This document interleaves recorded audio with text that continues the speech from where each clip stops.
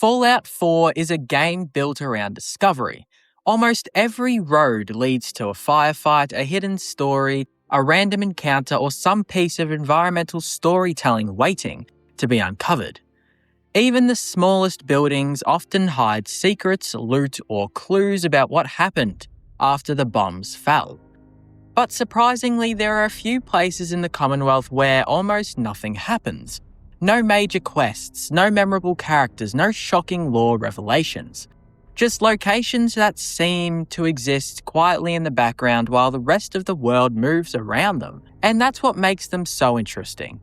Because in a game where something is constantly trying to grab your attention, finding a place that feels completely uneventful can almost feel unnatural. Like you've stumbled across a corner of the Commonwealth that was forgotten by both the wasteland and the game itself. The Ranger Cabin is one of the best examples in Fallout 4 of a place where almost nothing happens. And yet it somehow manages to leave a surprisingly strong impression on players who stumble across it. Located not far from Vault 111, hidden away in the forests of the Commonwealth, the cabin feels disconnected from almost everything around it. There's no major quest attached to it, no important NPC waiting inside, no dramatic story twist, and no large battle that transforms it into a memorable landmark. In fact, from a gameplay perspective, it's remarkably insignificant. Many players discover it once during the early hours of a playthrough, quickly search the area, and then never return again. And yet, the strange thing about the Ranger Cabin is that its lack of activity is exactly what makes it memorable.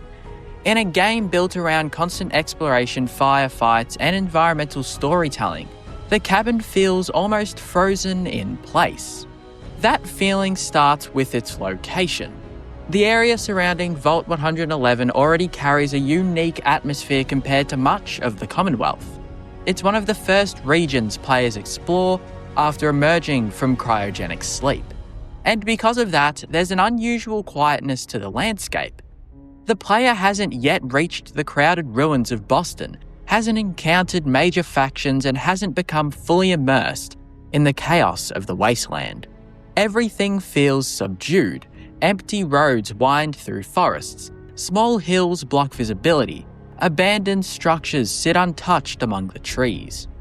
The Ranger Cabin fits perfectly into that environment because it feels less like a destination and more like something accidentally forgotten.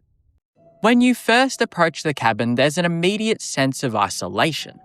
Unlike many locations in Fallout 4 that announce themselves with enemy activity, visible landmarks, or obvious loot opportunities, the Ranger Cabin simply sits there, quiet, weathered, almost swallowed by the surrounding wilderness. There's something surprisingly unsettling about that stillness. The Commonwealth is often dangerous, but it rarely feels truly empty. Raiders occupy buildings, ghouls wander through ruins, super mutants establish strongholds. Even small locations usually contain some kind of conflict waiting to happen. The Ranger Cabin doesn't. It has a few bloat flies, but that's about it.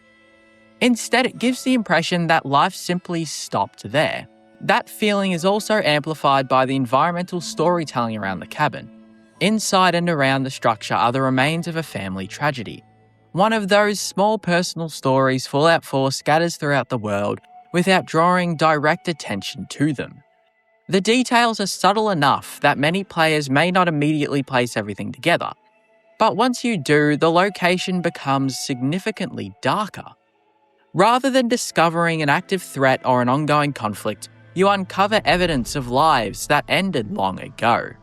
And then nothing follows. There's no quest to investigate further, no survivors to speak with, no larger narrative tying the location into the rest of the game. Just silence. That silence is what makes the cabin feel so eerie compared to many other locations in Fallout 4. Usually, environmental storytelling serves as the beginning of something. It introduces a mystery, points towards another area, or rewards the player with additional context elsewhere in the world. The Ranger Cabin doesn't really do that. The story begins and ends there. The player arrives too late to change anything, too late to help anyone, too late to understand every detail completely. All that remains are fragments. That creates a very different emotional response from the excitement usually associated with exploration. Instead of uncovering opportunities, you're uncovering absence. The location feels defined by what's missing rather than what's represented. Missing people, missing activity, missing purpose. And because of that, the cabin begins to feel strangely detached from the rest of the Commonwealth. That surrounding forest contributes heavily to this atmosphere. Fallout 4's wilderness areas often receive less attention than its urban environments. But locations like the cabin demonstrate how effective those quieter spaces can be. The trees create natural barriers that limit visibility, making the world feel smaller and more enclosed. The sounds of civilization fade away. The roads become less important for brief moments. It almost feels as though the player has wandered beyond the boundaries of the larger game world. That sensation is surprisingly powerful because Fallout 4 rarely allows itself to be completely still. Random encounters constantly populate the roads. Radio broadcasts fill the air. Combat can emerge almost anywhere. Yet the Ranger cabin often feels untouched by all of that. Even when enemies are technically nearby, the location itself retains an atmosphere of abandonment that's difficult to shake. It feels forgotten, not hidden, not secret, but just forgotten. And there's an important difference between those ideas. Hidden locations usually create excitement because they reward exploration. Forgotten locations create melancholy because they suggest neglect. The Ranger cabin belongs firmly in the second category. It doesn't feel like a treasure waiting to be discovered. It feels like a memory nobody bothered to preserve. That emotional tone becomes even more noticeable when compared to the nearby significance of Vault 111. This vault is one of the most important locations in the entire game. It serves as the player's origin point, the site of immense personal loss, and the catalyst for everything that follows. It's filled with narrative weight. The Ranger cabin sits relatively close to that massive piece of Fallout 4's history. Yet it exists in almost complete obscurity. Most players spend more time thinking about Vault 111 in a single hour than they spend thinking about the lonely Ranger cabin during an entire playthrough. And somehow that makes the cabin feel even lonelier. It exists in the shadow of something much larger, a tiny forgotten tragedy resting beside one of the Commonwealth's most important landmarks. Even mechanically, the location reinforces the idea that nothing happens there. The loot is remarkable, the combat opportunities are minimal. There are no major rewards tied to clearing the area. Once the player finishes exploring, there's very little reason to ever return. The game itself seems content to let the location fade from memory, and most players do forget it. That's what makes it such a perfect example of a place where nothing happens. Not because there's literally nothing there, but because the location refuses to evolve into something larger. It remains exactly what it is from the moment you discover it until the end of the game. A cabin, a tragedy, a patch of forest, nothing more. In many ways, the Ranger cabin feels closer to a photograph than a traditional Fallout location. It captures a single moment and preserves it indefinitely. The player can observe it, interpret it, and leave, but they can't change it. There's no progression attached to the area, no future, no continuation, just preservation. That preservation creates an unusual tension because the Commonwealth itself is constantly changing around the player. Settlements grow, factions rise and fall, quests alter entire regions of the map. Yet the Ranger cabin feels static throughout all of it. The world moves forward, the cabin doesn't. And that static quality is ultimately what makes it feel so eerie. The location isn't frightening because of monsters or violence. It's unsettling because it exists outside the normal rhythm of Fallout 4. While everything else pushes the player towards action, the Ranger cabin offers only reflection. You arrive, you look around, you piece together what happened, and then you leave. Nothing explodes, only 2 enemies attack. No dramatic revelation changes your understanding of the Commonwealth. The location simply remains behind, quietly waiting for the next player to stumble across it and experience the exact same silence. That's why the Ranger Cabin stands out among Fallout 4's many small locations. It represents a rare moment where the game slows down completely. No quest markers, no faction politics, no legendary enemies. Just an isolated structure in the woods carrying the remnants of a story that ended long before the player arrived. And in a world as busy and chaotic as the Commonwealth, that kind of stillness can feel far more unsettling than any battle ever could. Because sometimes the eeriest places aren't the ones filled with danger. They're the ones where nothing happens at all. There are certain locations in Fallout 4 that feel isolated because they sit at the edge of the map, far away from major cities, faction headquarters, and quest hubs that dominate most players' attention. Recon Bunker Theta and Car Tree Camp are perfect examples of this. Despite containing enemies and offering some combat encounters, both locations carry a strange feeling of emptiness that's difficult to ignore. They sit in the far northeastern corner of the Commonwealth, beyond many of the places players regularly revisit, surrounded by forests, rocky terrain, and stretches of wilderness that make them feel disconnected from the rest of the game. And that isolation is exactly what makes them fit so well into the idea of places where nothing happens. The first thing that stands out about Recon Bunker Theta is how easy it is to overlook entirely. Unlike major Brotherhood of Steel locations such as Cambridge Police Station or the Prydwen, Theta doesn't sit along a heavily travelled route. It's tucked away near Greentop Nursery in one of the Commonwealth's quieter regions. Many players simply never have a reason to wander out there unless they are deliberately exploring every corner of the map. And when you finally do find it, the location feels surprisingly small. That's part of what creates the strange atmosphere surrounding the bunker. The name Recon Bunker Theta sounds important. Fallout players hear the word bunker and immediately imagine hidden technology, military operations, secret experiments, or major story revelations.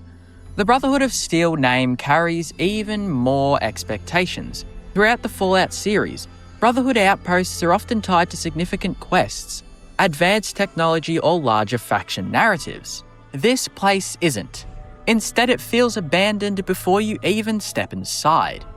The bunker represents a Brotherhood reconnaissance team that was operating in the region before the arrival of the main forces. But by the time the sole survivor arrives, that story is already over. The team is gone, albeit one person. The mission has ended. What remains are traces of people who once occupied the space and little else. That creates a very different feeling from most Brotherhood locations. Rather than feeling like a functioning military outpost, Recon Bunker feels like a forgotten checkpoint left behind by history. And because it sits so far from the major Brotherhood storylines, it almost feels disconnected from the faction itself. The surrounding landscape reinforces this feeling constantly. The northeastern section of the Commonwealth lacks the urban density of Boston and the dramatic landmarks found elsewhere on the map. Instead, much of the region is defined by forests, hills, scattered roads, and isolated locations, separated by long stretches of wilderness. That wilderness creates an unusual sense of distance. Not physical distance necessarily. The bunker isn't actually that far from civilization. But emotional distance. It feels removed, like a place that exists outside the main flow of Fallout 4. And because of that, every visit feels strangely quiet, even when enemies are nearby. That same feeling extends to Car Tree Camp. In many ways, Car Tree Camp might be even more isolated than Recon Bunker, because it lacks the built-in significance of Brotherhood lore. It's just an odd place where you might stumble upon. The location is exactly what the name suggests. A camp built around a giant tree that's topped with burnt-out cars.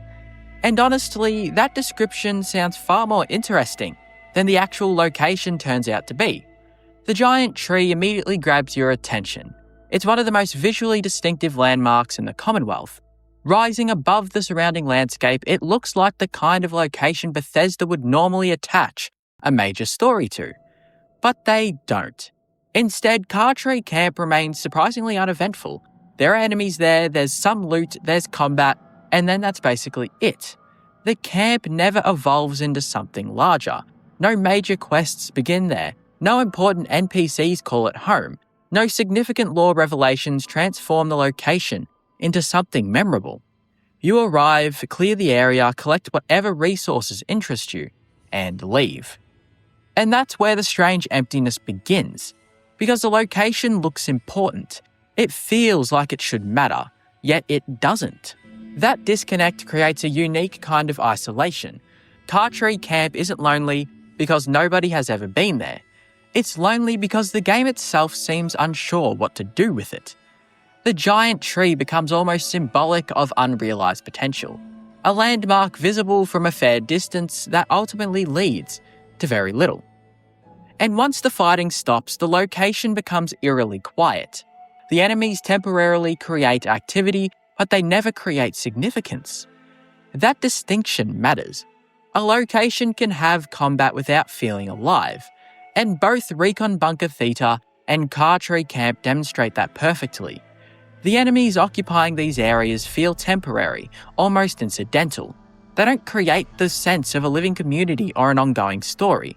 They're simply obstacles standing inside places that otherwise feel forgotten. Once they're gone, the silence immediately returns. And that silence dominates both locations. The geography of the Northeastern Commonwealth plays a huge role in this atmosphere. Compared to central Boston, where every block feels crowded with stories, the northern wilderness often feels sparse and disconnected. Long stretches of terrain separate points of interest. Roads lead through forests rather than dense urban ruins. Exploration becomes quieter and more deliberate. Recon Bunker and Cartree Camp benefit from this environmental design, or perhaps they suffer from it, depending on how you look at them. Because both locations exist in spaces where players naturally spend less time. They aren't major destinations, they aren't central quest hubs. They're places you discover accidentally while heading somewhere else. And that accidental quality makes them easy to forget. Even their stories feel incomplete in a strange way. Recon Bunker hints at Brotherhood activity before the faction's arrival, but never develops that idea into something larger. Cartree Camp presents a visually fascinating landmark, but never attaches a meaningful narrative to it. Both locations feel like fragments rather than fully realised destinations. And that fragmentation contributes heavily to the feeling that nothing really happens there. Not because the locations are empty, but because they never become more than what they initially appear to be. That's surprisingly rare in Fallout 4. Many small locations reward curiosity with hidden lore, environmental storytelling, or unexpected connections to larger events. You enter expecting one thing, and leave with a completely different understanding of the space. Recon Bunker and Cartree Camp don't really do that. What you see is largely what you get. And while there's nothing inherently wrong with that, it creates a very different emotional experience. These places don't leave you excited. They leave you thoughtful, maybe even a little melancholic, because they feel like locations that exist at the edge of the Commonwealth's attention. Places the world moved past long ago. The irony is that both locations technically contain action. There are enemies to fight, loot to gather, and reasons to stop briefly during exploration. But none of these things erase the underlying loneliness. If anything, they highlight it. Because after the combat ends, after the enemies are gone and the containers are looted, all that remains are two isolated locations sitting quietly in the northern wilderness. A forgotten Brotherhood bunker, a strange camp beneath a giant tree, neither changing, neither growing, neither becoming more important than they already are. And that's what ultimately makes them fit so well under the theme of places where nothing happens in Fallout. Because in a game constantly pushing the player towards bigger stories, larger conflicts, and more dramatic discoveries, Recon Bunker and Cartree Camp remain stubbornly small. Not hidden, not secret, just isolated. quiet locations sitting at the edge of the map, waiting for visitors who rarely stay long enough to remember them. Ten Pines Bluff is one of the best examples in Fallout 4 of another place where nothing happens. And strangely, that's exactly what defines its identity. Unlike many settlements in the Commonwealth that sit near major roads, important landmarks, faction activity, or memorable quest locations, Ten Pines Bluff feels disconnected from almost everything around it. It occupies a quiet corner of the map in the northeastern Commonwealth, perched on a small bluff overlooking a landscape that often feels forgotten by the rest of the game. While other settlements become centres of trade, defence, or player-built communities, Ten Pines Bluff always seems stuck in the same lonely state it was in when you first arrived. And that loneliness becomes even more noticeable once you start paying attention to the surrounding area.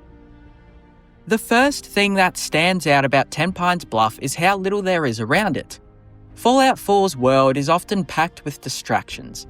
You can rarely walk in a straight line without discovering a ruined building, a hidden bunker, a random encounter, or a small environmental story tucked away off the road. The closer you get to Boston, the more intense that density becomes. Every block contains something to see. Every neighbourhood hides another location, waiting to be explored. Ten Pines Bluff sits far away from that energy. The roads nearby feel quieter, the forests feel emptier, the landscape stretches out in long sections of wilderness broken only by occasional ruins or small encounter zones. That emptiness immediately gives the settlement a different atmosphere from most places in the game. It doesn't feel connected to a larger community, it feels isolated. The settlement itself reinforces this feeling perfectly. When players first discover Ten Pines Bluff, they find only a handful of settlers here. The location is a little more than a small farm carved into the edge of a rocky hillside. There are no major buildings, no unique infrastructure, no sense that the settlement is growing into anything larger. Compared to places like the Sanctuary, the Castle, or even Abernathy Farm, Ten Pines Bluff feels tiny. And unlike many other settlements that carry some unique visual identity, Ten Pines Bluff struggles to distinguish itself beyond its location. It's just there, a few crops, a couple of settlers, a small patch of land overlooking the wasteland. That simplicity is what makes it feel so uneventful. The settlement's introductory quest doesn't help much either. Like any Minutemen settlements, Ten Pines Bluff serves as a starting point for one of Preston Garvey's Radiant missions. Raiders are causing problems somewhere nearby and settlers need the assistance. It's a functional introduction to the settlement system, but it doesn't create any meaningful attachment to the location itself. In fact, many players associate Ten Pines Bluff less with the settlement and more with the endless cycle of Minutemen quests that follow. Once the quest is completed, the settlement immediately fades back into the background. Nothing changes significantly, nothing evolves narratively. Life simply continues as before. And that becomes a recurring theme throughout the entire location. Ten Pines Bluff exists, but it rarely feels like it matters. That may sound harsh, but it's difficult to avoid the conclusion when looking at the surrounding landscape. The northeastern Commonwealth contains several interesting locations, but they're spread out far enough that the region often feels sparse compared to central areas of the map. Long stretches of terrain separate points of interest. Forests dominate much of the environment. Roads lead through quiet wilderness rather than dense urban ruins. As a result, travelling near Ten Pines Bluff often feels strangely uneventful. You can walk for significant distances without encountering anything particularly memorable. And while that isn't necessarily a flaw, it contributes heavily to the settlement's atmosphere.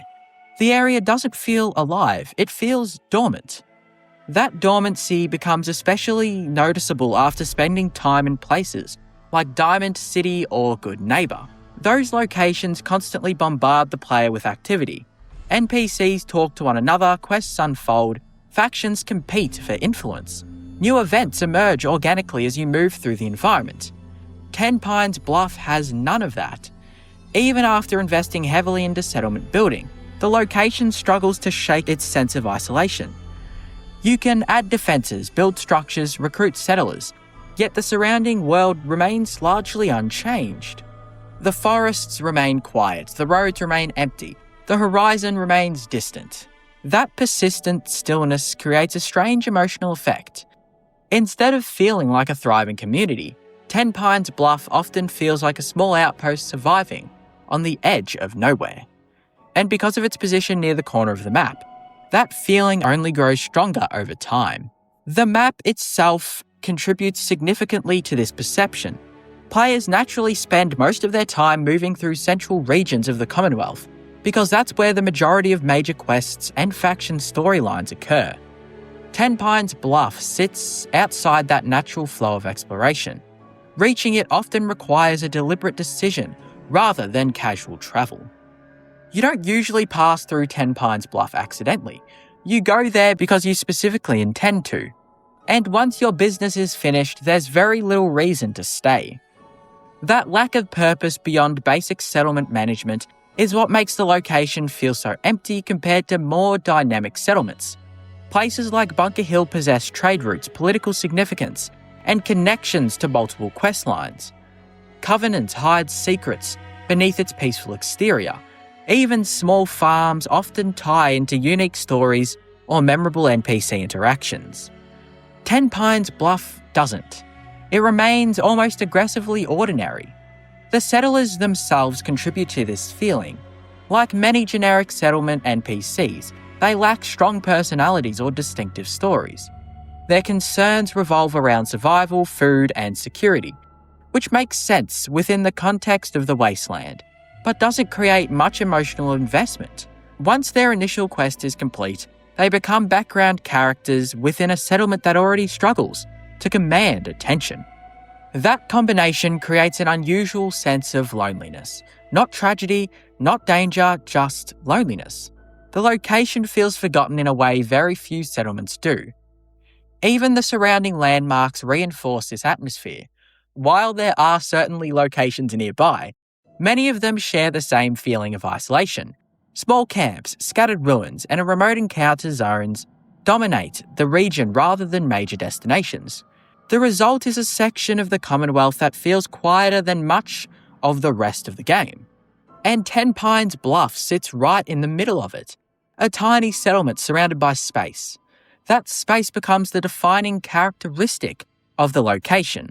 Space between roads, space between landmarks, space between stories. The Commonwealth often feels crowded with history and conflict, but around Ten Pines Bluff, there are moments where it almost feels empty. And that emptiness can surprisingly be noticeable, especially during late game playthroughs. By the time players have completed major faction quests, established settlements across the map, and explored most major locations, Ten Pines Bluff often remains exactly what it is from the beginning. Small, quiet, unchanged. The world evolves around it while the settlement itself barely develops narratively at all. That static quality is what ultimately makes it fit so well under the theme of places where nothing happens. Because despite being a functional settlement, despite containing NPCs and quests, despite technically participating in the larger settlement system, Ten Pines Bluff never feels like a location where meaningful events occur. Compared to Ten Pines Bluff, Oberland Station almost feels like the exact opposite type of settlement, despite both locations being relatively small and easy to overlook. On paper, neither settlement is particularly impressive. Both begin with only a handful of settlers, both require player investment to become anything substantial, and neither possesses the political importance of places like Diamond City or Bunker Hill. But the key difference is location. Oberland Station sits in the middle of the Commonwealth. Ten Pines Bluff sits near the edge of it. That single difference changes everything. Oberland Station constantly feels connected to the wider world around it.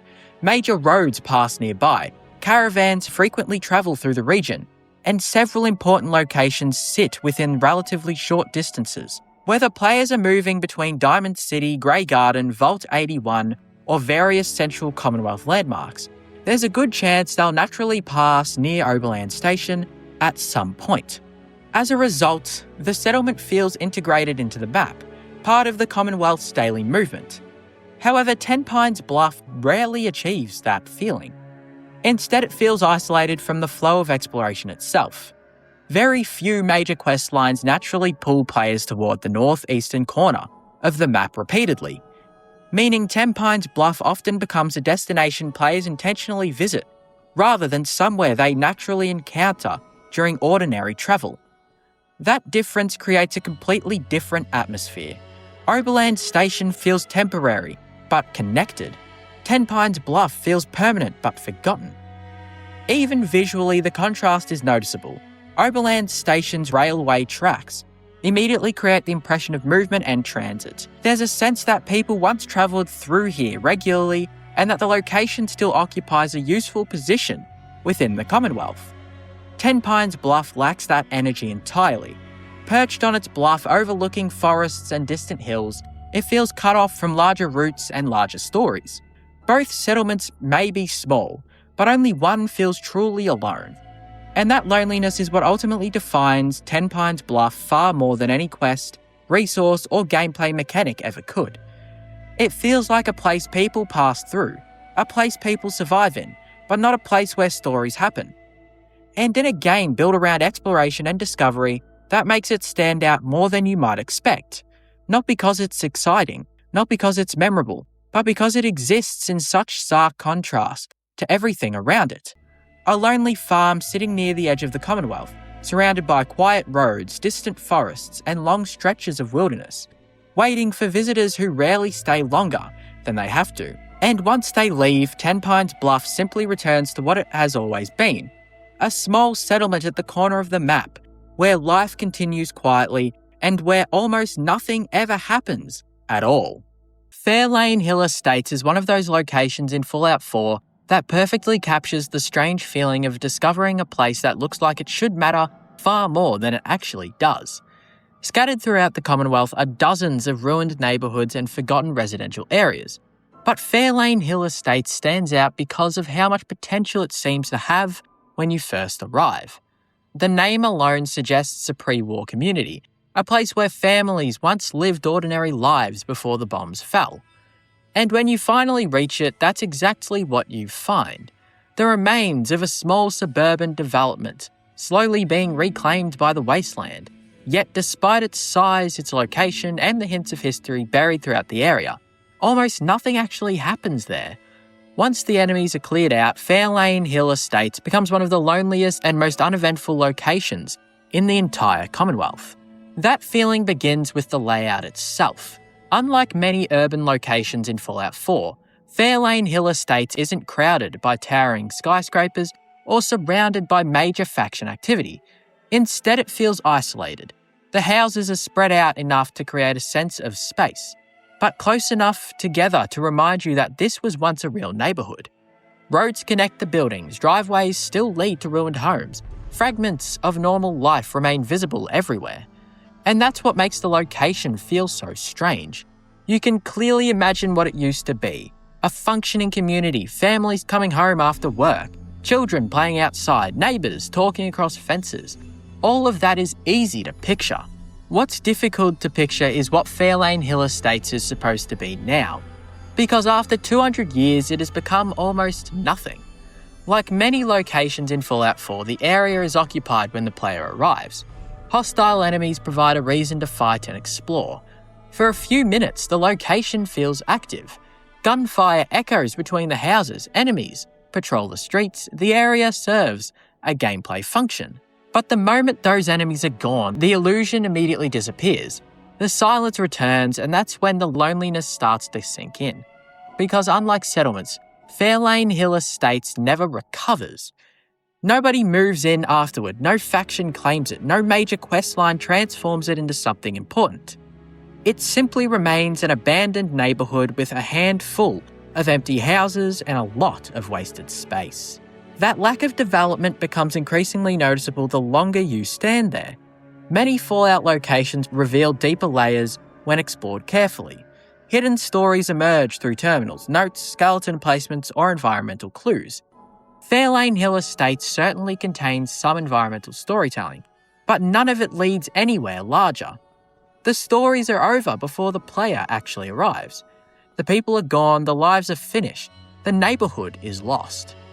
And all that remains are ruins.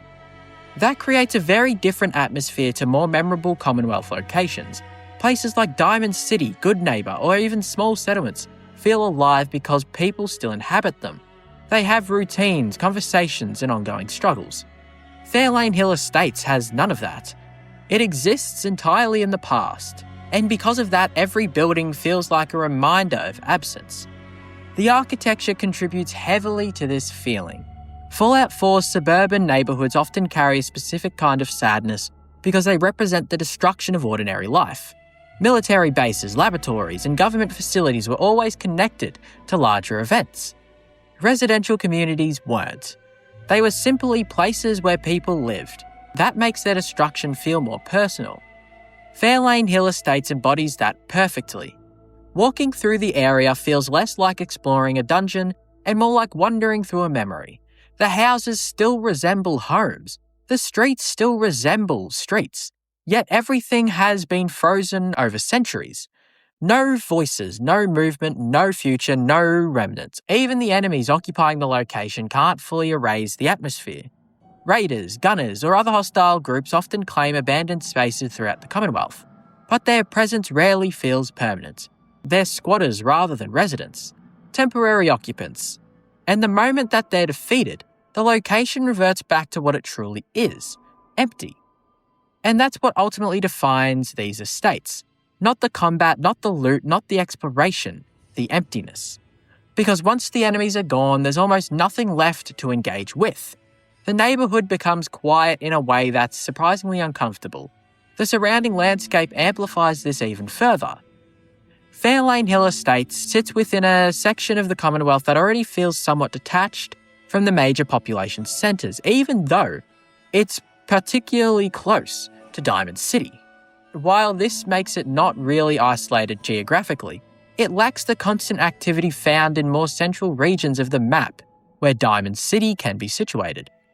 The roads nearby don't feel heavily travelled. The area doesn't serve as a major crossroads. Few quests encourage repeated visits, and as a result, the location often feels forgotten. Not hidden, not secret, but forgotten. And there's a significant emotional difference between those ideas. Hidden locations feel exciting because they're waiting to be discovered. Forgotten locations feel sad because they were already discovered long ago and then abandoned. Fairlane Hill Estates belongs firmly in the second category. Its story isn't unfolding, the story ended. The player simply arrives too late to witness any of it. That sense of arriving too late is one of Fallout 4's strongest atmospheric tools, and Fairlane Hills uses it exceptionally well. The neighbourhood doesn't tell a story about surviving or rebuilding. It tells a story about absence, about what happens when a community disappears completely. And because there was no surviving residents to provide context, the player is left to fill in the blanks. Who lived here? What were their lives like? How long did they survive after the bombs fell? And did anyone escape? The game never provides definitive answers, and that uncertainty makes the location feel even lonelier, because nobody remains to tell the story. Compared to other abandoned communities in Fallout 4, Fairlane Hills feels particularly empty because of how little replaces what was lost. Some locations become military outposts, others become raider camps, some evolve into settlements or faction strongholds. Fairlane Hill doesn't really become anything, it simply decays. That stagnation gives the area a unique atmosphere. Most locations in the Commonwealth have adapted to the post-war world in some way. This one hasn't. It's trapped between two identities, no longer a neighbourhood, not quite anything else. Just a collection of ruins waiting for time to finish what the bombs started. Even from a gameplay perspective, the location struggles to justify revisits. Once cleared, there are few reasons to return. The loot isn't exceptional, the enemies don't respawn in a particularly memorable way, no major story developments occur there later. The area simply sits on the map, static, unchanging. And that lack of progression becomes part of its identity. Fairlane Hill Estates doesn't evolve alongside the player. It remains exactly what it was when first discovered. A dead neighbourhood surrounded by silence. The longer a playthrough continues, the more noticeable this becomes. Players build settlements, join factions, alter the balance of power, and shape the future of the Commonwealth. Yet Fairlane Hill Estates remains untouched by all of it. The world changes around it, the location doesn't. And because of that, it gradually starts feeling disconnected from the larger game, like a place left behind by history, which is fitting because that's essentially what it is. A place nobody saved, a place nobody rebuilt, a place nobody remembered. That's what ultimately makes Fairlane Hill Estates such a strong example of a location where nothing happens. Not because there are literally no enemies or no loot, but because after the initial encounter, the location contributes almost nothing to the player's journey. Its purpose ends almost immediately. What remains is atmosphere, loneliness, silence. The feeling of standing in the middle of a ruined neighbourhood and realising that every meaningful event happened long before you arrived. And no matter how long you stay, nothing new is going to happen there. The enemies are gone, the houses are empty, the roads lead elsewhere. And what's left is a forgotten corner of the Commonwealth quietly waiting for nature, time, and neglect to finish erasing the last traces of the lives that once filled it. A neighbourhood without residents. A destination without purpose, and one of Fallout 4's clearest reminders that sometimes the saddest places aren't the dangerous ones. They're the places where absolutely nothing is left at all. Most players remember ArcJet systems for noise. The gunfire, the synths, the rocket engine test. Paladin dance unloading thousands of laser rounds into a hallway filled with enemies. For many people, it's one of the most memorable missions in the early game. The location explodes into life the first time you visit it. Brotherhood soldiers are involved, synths attack from every direction. Pre-war technology powers up around you, and the entire facility feels important. ArcJet seems like the kind of place that should remain relevant throughout the rest of Fallout 4. But if you ever return after the quest is finished, you quickly realise something strange. ArcJet Systems becomes one of the loneliest places in the entire Commonwealth. Not because it's physically remote, not because it's difficult to reach, but because almost everything that gave the building purpose disappears the moment the mission ends. And what remains is a gigantic shell of a place that feels abandoned in a way very few Fallout 4 locations ever do. The first thing that makes ArcJet feel so lonely is its sheer size. Most abandoned buildings in Fallout 4 are relatively compact. They have a clear function, a handful of rooms, and a straightforward layout. ArcJet is different. The facility feels enormous. Large laboratories connect to office complexes. Engineering areas stretch beneath the building. Research departments sit abandoned for centuries. Massive testing chambers occupy entire sections of the structure. And once the enemies are gone, all that space suddenly feels empty, painfully empty. The player spends so much of their first visit fighting through the building that it's easy to overlook just how deserted it actually is. Every corridor feels active because something is trying to kill you. Every room contains danger. Every hallway pushes you forward. Removing the enemies and the illusion collapses. Suddenly you're walking through hundreds of meters of silent hallways with nobody there. Nobody working, nobody talking, nobody left. ArcJet stops feeling like a dungeon and it starts feeling like a tomb. And that transformation is surprisingly effective because the building was never designed to feel comfortable in the first place. Even before the Great War, ArcJet Systems wasn't an ordinary workplace. It was a defense contractor involved in advanced aerospace research and military development. The facility was built around experimentation, technology, and secrecy. The architecture reflects that. Everything feels industrial, cold, purpose-built. There are very few areas designed to feel welcoming. No community spaces, no signs of personal warmth, just laboratories, testing facilities, offices, and machinery. When people occupied the building, those spaces probably felt productive. After 2 centuries of abandonment, they feel unsettling, especially once you've removed the last traces of life still wandering through them. That's another reason ArcJet feels so isolated after the quest. Most locations in Fallout 4 eventually become associated with survivors, settlers, or factions. Even ruined places often contain evidence that someone still uses them. ArcJet doesn't. The Brotherhood never claims it, settlers never move in, merchants never establish trade routes through it. Nobody rebuilds it and nobody restores it. The facility simply returns to silence. And because of that, the player becomes painfully aware of how much history is trapped inside the building. ArcJet's pre-war story plays a huge role in creating this atmosphere. The company represents the optimism and ambition of pre-war America.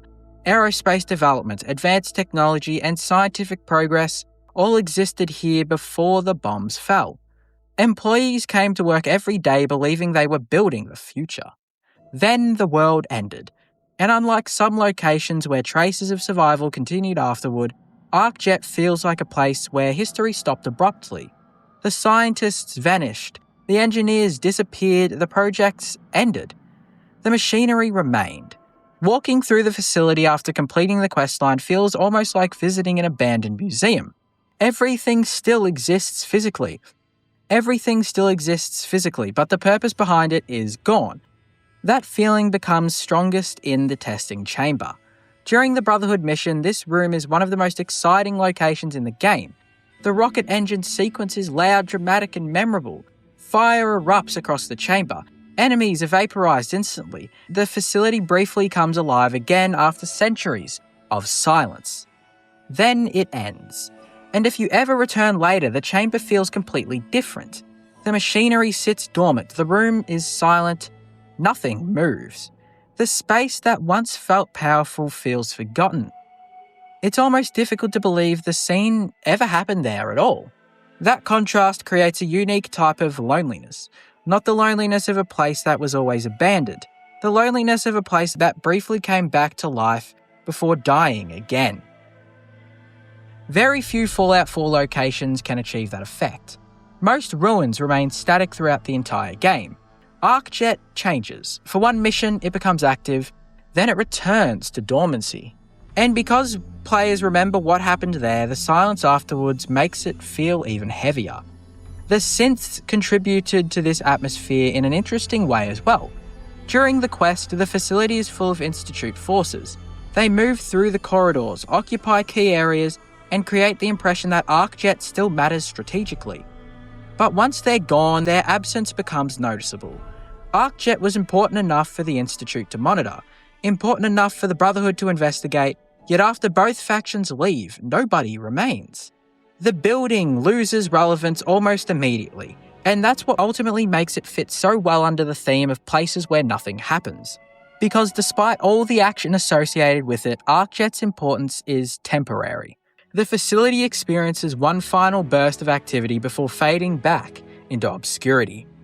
The surrounding landscape also reinforces this surprisingly well. ArcJet isn't located on the edge of the map like some forgotten settlements.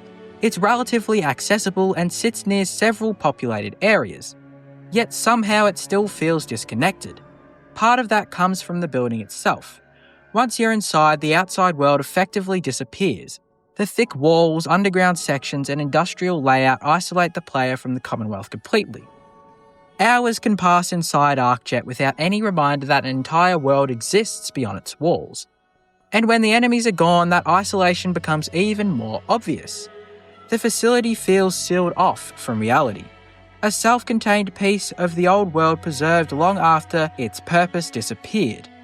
Even the loot contributes to this atmosphere as well. Many abandoned Fallout locations contain resources that suggest ongoing scavenging activity. ArcJet still contains valuable technology, equipment, and supplies, yet nobody seems interested in claiming the facility permanently. That's quite strange when you think about it. In a wasteland where resources are desperately valuable, ArcJet should be occupied constantly. Instead, it remains empty, almost avoided, as though the Commonwealth itself forgot the building exists. Compared to other major quest locations, ArcJet ages differently after completion. The Institute remains important, the Prydwen remains active, Diamond City continues functioning, the castle retains its role as a settlement. ArcJet simply stops. Its narrative purpose ends and the building settles into a kind of permanent stillness. That stillness becomes more noticeable every time you revisit. The hallways grow longer, the rooms feel emptier, the echoes become louder. And eventually you start noticing details that were invisible during the chaos. The abandoned desks, the empty laboratories, the signs pointing toward departments that haven't existed for centuries. Reminders that thousands of lives once revolved around this facility, now reduced to architecture and dust. That's what ultimately makes ArcJet Systems one of the loneliest locations in Fallout 4. Not because it's forgotten by players, most players remember ArcJet very clearly, but because the building itself feels trapped between two versions of its existence. The vibrant research facility it once was, and the battlefield players temporarily transform it into. Neither identity survives, both are gone by the time the quest ends, leaving behind a massive industrial shell filled with empty corridors, dormant machinery, and enough silence to make the entire facility feel haunted. Not by ghosts, not by monsters, but by absence. The absence of workers, the absence of purpose, the absence of life. A place built to help the future now sitting motionless in the ruins of the Commonwealth, long after everyone who mattered there disappeared. And once the last enemy falls and the last quest objective completes, ArcJet Systems returns to what it has truly been for centuries, an enormous lonely monument to a future that never arrived. Concord is one of the strangest examples in Fallout 4 of a place where nothing happens, because for a brief period at the beginning of the game, it feels like one of the most important locations in the entire Commonwealth. It's where many players experience their first major firefight. It's where they meet Preston Garvey and the last remnants of the Minutemen. It's where they first climb into a suit of power armor. And perhaps most memorably of all, it's where they fight a Deathclaw in what is designed to be one of the game's first major cinematic moments. For a short time, Concord feels like the center of the world. Everything happening there is loud, dramatic, and impossible to ignore. And then almost immediately afterward, the game abandons it. That's what makes Concord so fascinating under the theme of places where nothing happens. Because after all that excitement, the town becomes one of the quietest and most uneventful locations in the Commonwealth. That contrast is almost jarring. When players first arrive, Concord feels alive in a way few locations do. Raiders occupy the streets, gunfire echoes through the buildings, and the Museum of Freedom serves as the centerpiece for a desperate land stand. The game goes out of its way to make the town memorable. Every part of the sequence is carefully designed to create a strong first impression. You battle through raiders, rescue survivors, receive power armor far earlier than most Fallout games would ever allow, and take down a Deathclaw in the middle of the street. It's one of the most action-packed introductions Bethesda has ever created, which makes what happened afterward even stranger. Because once the quest is finished, Concord essentially stops existing as an important location. The Deathclaw dies, the Raiders disappear, the Minutemen leave for Sanctuary, and suddenly the town feels empty. Not in an exciting way, not dangerous in a memorable way, just empty. That transformation happens incredibly quickly. One moment Concord is filled with chaos, explosions, and scripted events. The next it becomes a collection of abandoned streets and decaying buildings that most players never have a reason to revisit. And that's really the heart of the problem. Fallout 4 spends so much effort convincing you Concord matters that its eventual irrelevance feels almost unnatural. You expect the town to become something, a settlement, a faction headquarters, a recurring quest hub, anything. Instead, it simply just sits there, frozen in place. The physical layout of Concord contributes heavily to this feeling. It's actually one of the larger towns in the early game, containing multiple streets, recognizable landmarks, and enough infrastructure to suggest it was once an important community before the war. The architecture creates the impression that there should be more going on than there actually is. And yet there rarely is anything happening here at all. After the opening sequence, most of the buildings remain empty shells. The streets stay abandoned, the town never develops beyond what players initially experience. That lack of development becomes more noticeable the longer a playthrough continues. As players build settlements, influence factions, and reshape parts of the Commonwealth, Concord remains almost exactly the same. Sanctuary can grow into a thriving community. The castle can become a military headquarters. Bunker Hill remains an active trade centre. Diamond City evolves through quests and faction interactions. Concord does none of that. It stays static, and because it stays static, it gradually starts feeling forgotten. Even the Minutemen, the faction most closely associated with Concord, never truly returned to it. This is perhaps the most surprising aspect of the town's design.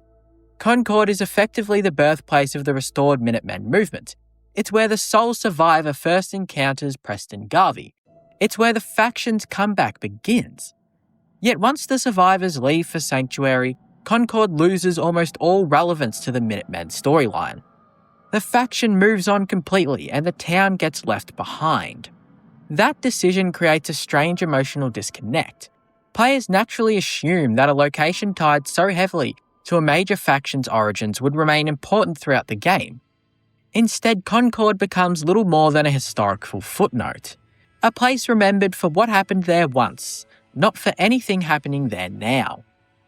The surrounding landscape reinforces this feeling as well. Concord sits relatively close to Sanctuary and Red Rocket Truck Stop, two locations players revisit constantly throughout most playthroughs. Because of this proximity, players often pass near Concord repeatedly, and every time they do, the emptiness becomes more noticeable. You see the same streets, the same ruined buildings, the same silent intersections. Nothing changes, nothing grows, nothing returns. That repetition gradually transforms Concord from an exciting introduction into a strangely melancholic location. Because it feels like a place that never recovered from its moment of importance. Even the Deathclaw encounter contributes to this atmosphere in retrospect. At the time, the fight feels enormous. It's designed as a major milestone, introducing players to one of Fallout's most iconic creatures. But afterward, the Deathclaw's presence leaves behind a kind of void. The creature is gone, the battle is over, and the street where it happened becomes just another empty road. There's no lasting consequence attached to the event. No rebuilding effort, no ongoing threat, no meaningful transformation of the town itself.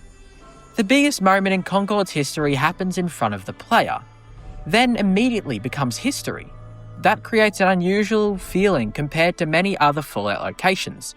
Usually major events reveal a location's significance or lead to further developments. Concord does neither. The climactic battle serves as both the beginning and the end of the town's importance. Everything afterward feels like an epilogue, a very quiet one at that. The Museum of Freedom perhaps illustrates this the best. During the opening quest, the museum feels central to the narrative.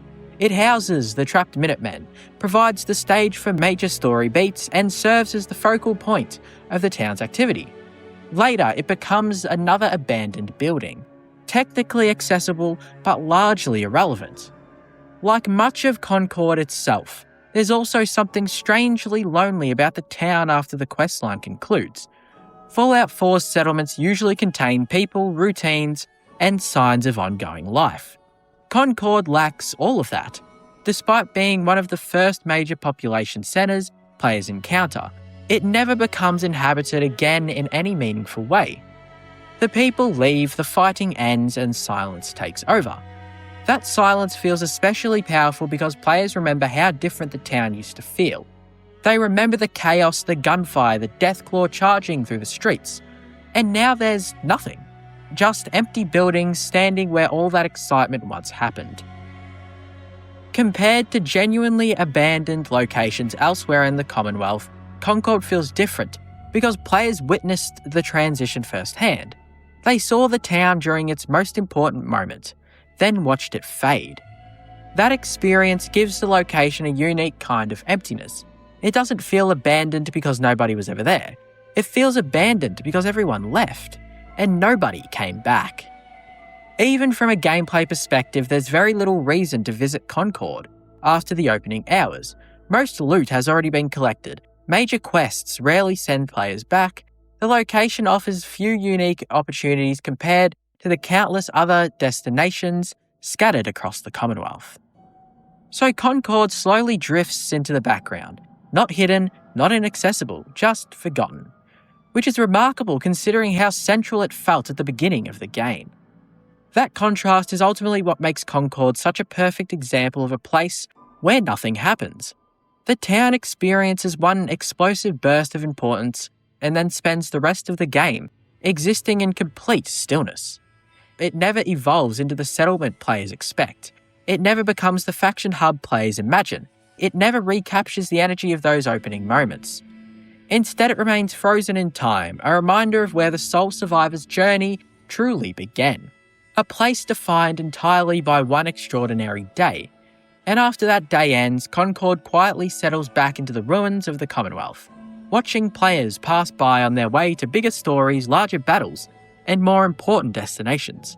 Still standing, still empty, and somehow far less memorable than it should have been. Another place in Fallout 4 where almost nothing happens anymore is Quincy. At first glance, this place seems like it should be one of the most important locations in the entire Commonwealth. It's a large town, it has a detailed layout, it's tied to major characters like Preston Garvey. It's connected to one of the most significant events in the history of the Minutemen. And unlike many ruined settlements scattered across the map, Quincy doesn't feel like a place that simply faded away after the Great War. It feels like a place that was alive relatively recently. A place that had people, purpose, and a future. Yet by the time the sole survivor arrives, all of that is gone. What remains is a static battlefield frozen in the aftermath of a disaster.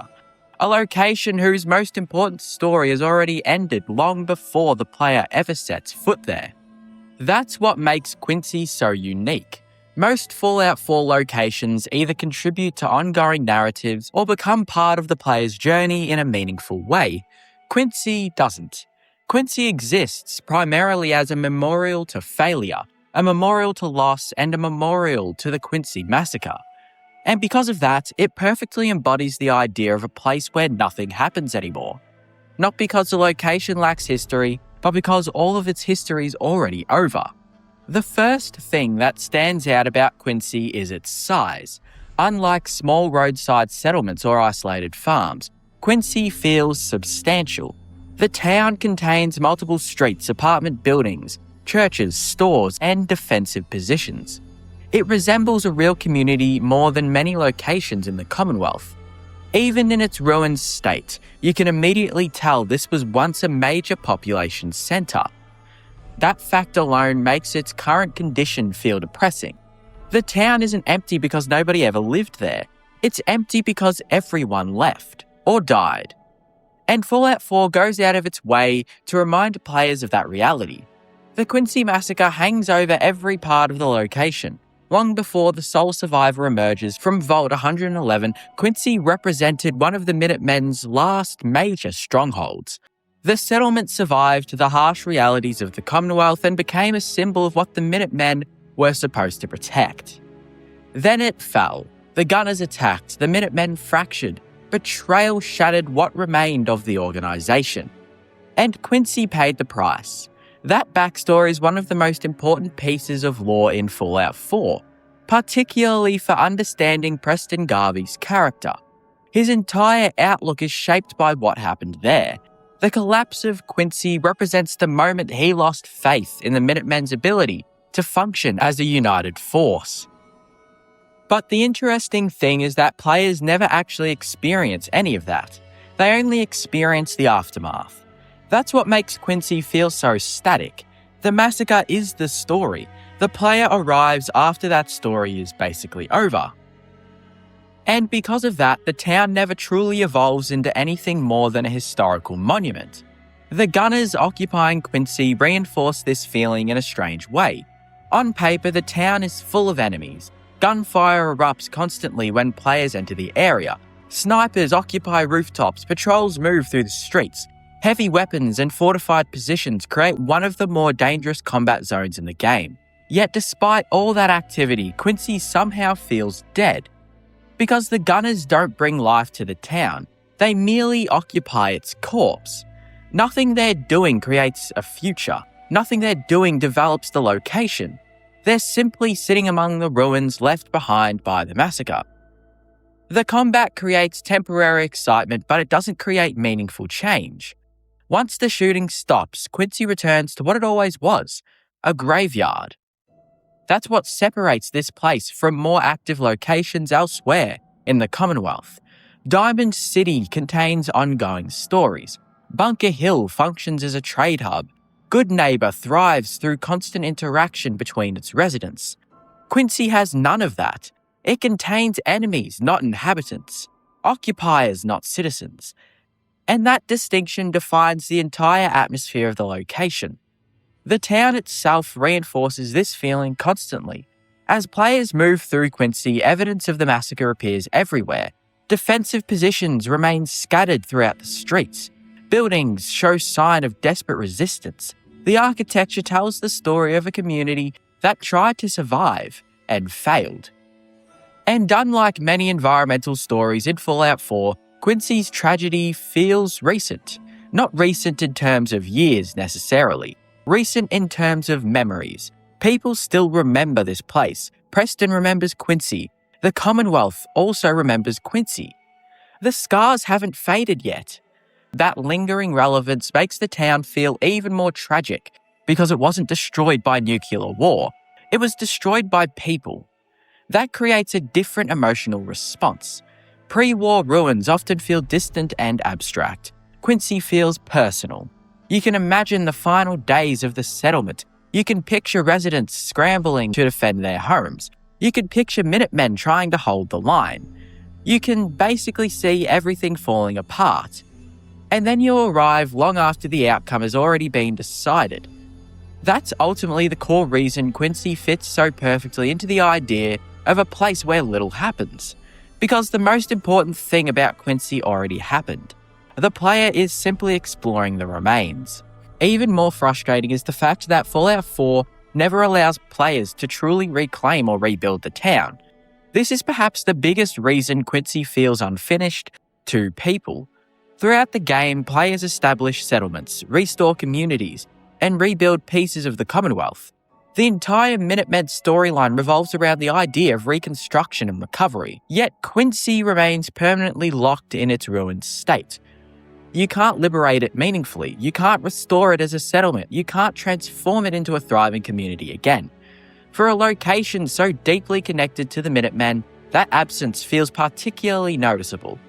The game repeatedly tells players that Quincy mattered, then it never allows them to do anything meaningful with it. As a result, the town becomes trapped in its own history. The massacre defines Quincy completely. Nothing replaces it, nothing moves forward. That creates an unusual kind of loneliness. Unlike Salem, which feels forgotten, Quincy feels remembered but abandoned. People know what happened there. They acknowledge its significance. Yet nobody returns, nobody rebuilds, nobody tries again. The town remains frozen at the exact moment of its greatest tragedy. And because of that, every visit feels strangely repetitive. You fight the gunners, you explore the buildings, you collect the loot, then you leave. The town itself remains unchanged. The surrounding geography contributes heavily to this atmosphere as well. Located in the southeastern portion of the map, Quincy sits far away from many of the Commonwealth's major settlements of activity. The region feels harsher and more dangerous than areas around Sanctuary or Diamond City.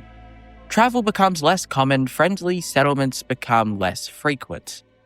Quincy feels isolated, not because it's hidden, but because nobody has any reason to go there anymore. Its role as a community ended. Its role as a battlefield ended as well. All that's left is a location trapped between identities. Not alive, not entirely dead, just lingering. Even the visual design supports this idea. Quincy doesn't look like a place waiting to be rebuilt. It looks like a place waiting to be remembered. The ruined streets, damaged structures, and abandoned defences all communicate the same message. This was the end of something, not the beginning. That's a powerful distinction because Fallout 4 often focuses on hope and rebuilding. Quincy stands as evidence that not every story receives a second chance. Some communities lose, some settlements fall, some tragedies remain tragedies. The player can't always fix them. And that realization gives Quincy a unique place within the Commonwealth. It's one of the few locations where the player's inability to change things becomes part of the atmosphere itself. No matter how powerful you become, no matter how successful the Minutemen grow, Quincy remains what it always was: a reminder, a warning, a memorial. The irony is that Quincy contains plenty of action. Large firefights can break out there. The gunner presence ensures that combat remains a major part of the experience. Yet none of that activity creates meaningful progress. The town never changes hands permanently. The story never advances. The future never arrives. Everything remains focused on the past. That's why Quincy ultimately serves as one of Fallout 4's strongest examples of a location where nothing happens. Not because the location lacks content, not because it's empty, but because it exists entirely in the shadow of a historical tragedy. The Quincy Massacre defines every building, every street, and every memory associated with the town. The player doesn't arrive in time to save it. They don't arrive in time to witness it. They don't even arrive in time to rebuild it. They arrive only to observe what remains. A static shooting gallery, a ruined settlement, a place where history stopped moving forward. And decades later, despite all the gunfire and enemies still wandering its streets, Quincy remains exactly what it has been since the day it fell. A memorial to a disaster that nobody ever came back to fix. At first glance, Covenant seems like the exact opposite of a place where nothing happens. A clean settlement in the middle of the Commonwealth immediately stands out. The houses are intact, the walls are maintained, crops grow in neat rows, turrets guard the perimeter, people smile, wave, and greet visitors with unusual friendliness. Compared to the ruined settlements scattered across Fallout 4, Covenant almost feels too perfect. The moment most players arrive, they assume there must be something important happening there. And for a while, they're right. Covenant is built around one of the more memorable side stories in the game. The safe test, the missing caravans, the hidden compound beneath the town, and the moral questions surrounding the settlement's methods all give the location a sense of purpose. Unlike many small communities in the Commonwealth, Covenant has a mystery attached to it. Players arrive expecting answers, and the settlement rewards that curiosity with a surprisingly dark secret hidden beneath its cheerful exterior. But once that story ends, something strange happens. Covenant becomes one of the emptiest places in Fallout 4. Not physically empty, at least not always. Emotionally empty, narratively empty. A location that spends so much effort building towards a revelation that it never quite figures out what to do afterward. That transformation is what makes Covenant such an interesting example of a place where nothing happens, because its entire identity revolves around a single story. And once that story is over, the settlement struggles to justify its own existence. The first thing that makes Covenant feel different from other locations is its size. Unlike Diamond City or Goodneighbor, Covenant is tiny. The entire settlement can be crossed in seconds. There are only a handful of houses, a few residents, and limited space for anything significant to occur. Yet when players first discover it, the location feels much larger than it actually is. That's because the mystery creates the illusion of depth. Every resident seems suspicious. Every conversation feels slightly off. The safe test immediately raises questions. The settlement appears peaceful, but players quickly realize something isn't right. That tension gives Covenant energy, purpose, momentum. People aren't visiting because of the town itself. They're visiting because they want answers. And once those answers arrive, much of that energy disappears. And that's where the loneliness begins. Unlike many Fallout settlements, Covenant doesn't naturally evolve beyond its questline. The entire community exists in a kind of suspended state. Everything revolves around the central secret. The residents have routines, but those routines feel connected entirely to the mystery beneath the surface. When the player resolves the situation, regardless of which choices they make, the location suddenly feels smaller. The questions are gone, the uncertainty is gone, and all that's left is a tiny settlement sitting beside a road. That's surprisingly difficult for Covenant to recover from. because the settlement was never really designed to stand on its own. It was designed to support a story. Once that story ends, the town becomes strangely quiet. This is especially noticeable if the player eliminates the original residents. In some outcomes, Covenant can become nearly deserted. Houses remain standing, defences remain active, the walls continue surrounding the community. But the people are gone, and without them, Covenant feels almost artificial. Like a movie set after filming has ended. Everything looks functional, nothing actually functions. The perfectly maintained houses become unsettling rather than welcoming. The empty streets feel wrong, the cheerful atmosphere vanishes immediately. And because the settlement is so small, the silence becomes impossible to ignore. Even if the town remains populated, however, the problem largely persists. The mystery is still gone, the secret is still resolved, the purpose is still finished.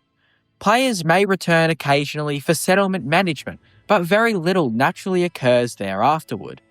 The location reaches a kind of narrative dead end, and unlike larger settlements, it lacks enough activity to hide that fact. The surrounding landscape contributes heavily to this feeling as well. Covenant occupies a surprisingly isolated position despite being relatively accessible. It's located along a road, but much of the nearby environment feels sparse compared to busier regions of the Commonwealth. There are certainly locations nearby, yet Covenant still manages to feel disconnected from larger events. People don't gather here, major factions don't really establish permanent operations, trade doesn't transform it into an important hub, the settlement just simply exists, almost unchanged, waiting. That waiting becomes more noticeable the longer a playthrough continues. Early in the game, Covenant feels mysterious. Mid-game, it feels resolved. Late game, it often feels forgotten. That's a fascinating progression because it's the exact opposite of how many successful locations work. Diamond City becomes more important as players spend time there. The castle, even though nothing really happens, does gain significance through faction development. Sanctuary evolves alongside settlement construction. Covenant peaks the moment its mystery is solved. Everything afterward feels like an epilogue, and a very quiet one at that. The design of the town itself reinforces this atmosphere beautifully. Every structure is compact and orderly. The white fences, neat lawns, and carefully maintained buildings create a sense of control that feels unusual in the wasteland. During the questline, that control is suspicious. Afterward, it's simply eerie. Because without the story driving player curiosity, the settlement's perfection starts feeling unnatural, almost sterile. Nothing changes, nothing grows, nothing declines. The town remains trapped in the same state indefinitely. And that static quality can make Covenant feel oddly lifeless compared to rougher settlements elsewhere in the game. There's also a strong sense that Covenant exists outside the normal rhythm of the Commonwealth. Places like Bunker Hill constantly experience movement. Merchants arrive and leave, guards patrol, travellers pass through. Diamond City feels busy because people are always doing something. Covenant rarely achieves that feeling. Its population is too small, its role is too limited, its purpose too specific. The result is a location that often feels isolated even when occupied. And that isolation only grows once the player knows all of its secrets. Perhaps the strangest thing about Covenant is how memorable it remains despite how little happens there afterward. Players remember discovering it, they remember taking the test, they remember uncovering the truth, but very few memorable moments occur there after those events conclude. The settlement becomes defined entirely by its past. Its future barely exists. That's what ultimately links Covenant to so many other locations under the theme of places where nothing happens. Not because nothing ever happened there. In fact, something very important happened. The problem is that everything happened already. By the time the player finishes the questline, the location has effectively exhausted its narrative purpose. And once that purpose disappears, the emptiness becomes difficult to ignore. The roads remain, the houses remain, but the momentum vanishes. Compared to other Commonwealth settlements, Covenant almost feels frozen in time. It doesn't develop naturally, it doesn't attract significant attention, It doesn't generate new stories. It simply stays where it is, a tiny patch of order surrounded by chaos, a community built around a secret that no longer exists, a settlement that spends its entire life building towards one moment and then never truly recovers afterward. That's why Covenant feels so strange during later stages of Fallout 4. Players expect it to matter. It looks important, it feels important. The game initially treats it as important. Yet, after the mystery ends, Covenant settles into an existence defined by stillness. The same streets, the same houses, the same walls. Day after day, nothing expands, nothing really changed, and nothing ultimately happened in the end. Because for all its secrets, all its paranoia, and all its hidden darkness, Covenant ultimately becomes exactly what it pretended to be from the beginning. A quiet little town where life goes on peacefully. The only difference is that once the truth is revealed, that peace feels a lot more lonely than it ever did before. The castle is one of the most unusual examples in Fallout 4 of a location that feels incredibly important during a questline but surprisingly uneventful afterward. On paper, it should be one of the most active places in the entire Commonwealth. It serves as the headquarters of the Minutemen, one of the game's major factions. It has a rich history, a unique design, multiple quests attached to it, and enormous symbolic significance within the world. But when players first arrive, it feels like a turning point in the Minutemen storyline.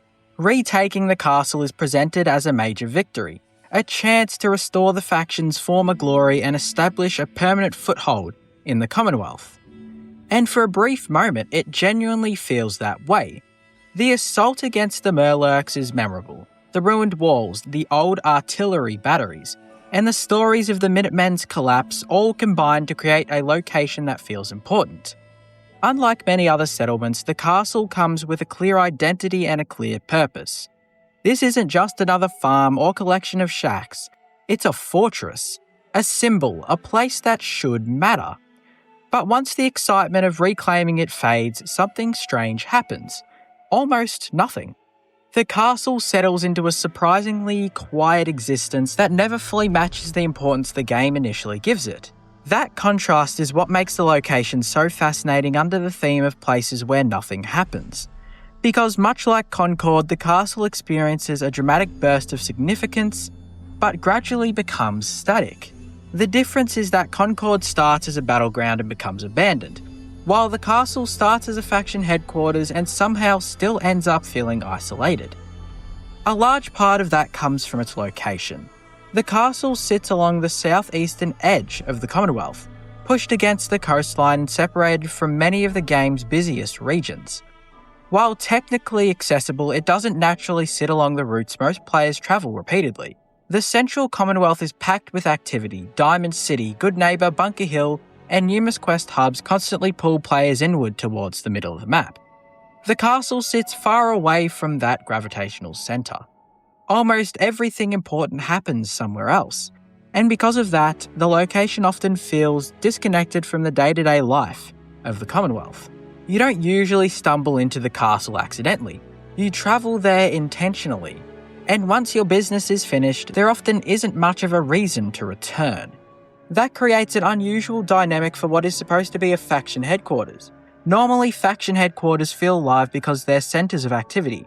Players constantly return to them, new quests emerge, characters interact, events unfold. The castle does some of this initially, but far less than many players expected. After reclaiming it and completing the associated Minutemen quests, the location begins settling into a routine that rarely changes. The walls remain standing, the artillery remains in place, the settlers continue their daily schedules, and that's about it. The location never truly evolves beyond its restored state. That's surprising because Fallout 4 spends a great deal of time convincing players that restoring the castle represents the rebirth of the Minutemen. The faction's history is deeply tied to this location. Before the events of the game, the castle served as the Minutemen's headquarters until a devastating Murloc attack destroyed much of it and shattered the organisation. Retaking the castle feels like reclaiming a lost legacy, yet once that goal is achieved, the game struggles to provide the location with a meaningful future. The symbolism remains, the activity largely disappears. That creates a strange sense of emptiness. Not because nobody is there, the castle usually contains settlers, guards, and Minutemen personnel, but because very little actually happens. The Commonwealth changes around it while the castle remains largely the same. This becomes especially noticeable during longer playthroughs. As players complete faction storylines, establish settlements, and explore the map, many locations feel dynamic. Settlements expand, trade routes form, new characters appear, quests alter the political landscape. The castle rarely reflects any of this.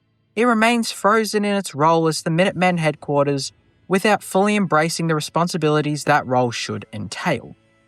Instead of feeling like the nerve center of a growing faction, it often feels like a monument to a faction that already achieved its primary goal.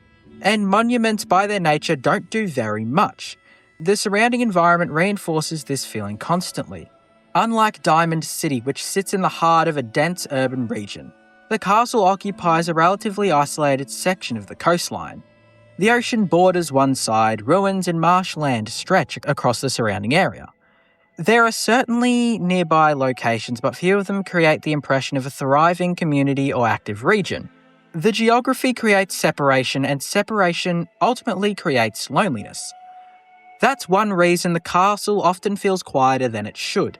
Even when populated, it exists at the edge of things. The edge of the map, the edge of civilization, the edge of relevance. That might sound harsh, but it's difficult to avoid once the major Minutemen quests conclude. Because after the battles end, the artillery is repaired, and the faction is re-established, daily life at the castle becomes remarkably uneventful. The artillery itself is a perfect example of this problem. During the retaking process, the artillery feels exciting. It represents military strength and the return of Minutemen power.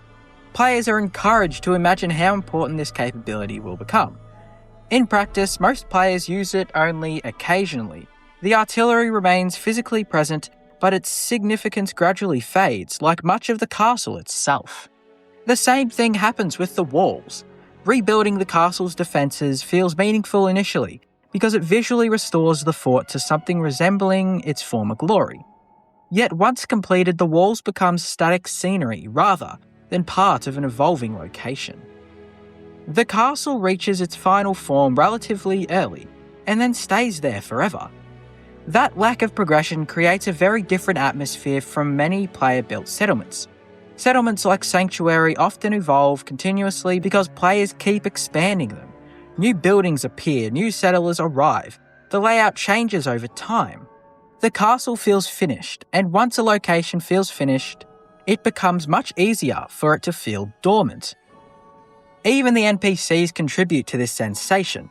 Preston Garvey and the other Minutemen characters spend plenty of their time talking about rebuilding the Commonwealth, but the castle rarely feels like the centre of that effort. Important changes happen elsewhere. Most of the actual work of rebuilding occurs throughout the Commonwealth rather than within the castle itself. As a result, the headquarters often feels disconnected from the movement it's supposed to lead, like an administrative symbol more than an active command centre. Compared to Concord, the similarities become surprisingly clear. Both locations receive enormous attention early in the Minutemen's storyline. Both are tied to the faction's identity, both host dramatic battles that establish their importance. And both become surprisingly quiet afterward. The main difference is scale. Concord feels abandoned. The castle feels underused. But the emotional result is often similar. Players arrive expecting activity and significance. Instead, they find stillness. That's not necessarily a flaw. In fact, some players appreciate the calm atmosphere. The castle provides a stable base of operations away from the chaos of the Commonwealth. It feels secure, predictable, safe. But safety often comes at the cost of excitement. And once the quests are complete, excitement becomes difficult to find there. The location simply exists, waiting, functioning, remaining exactly as it was left. That's what ultimately makes the castle such an interesting example of a place where nothing happens. Not because it's empty, not because it's unimportant, but because its importance peaks during a single chapter of the game and then gradually settles into inactivity.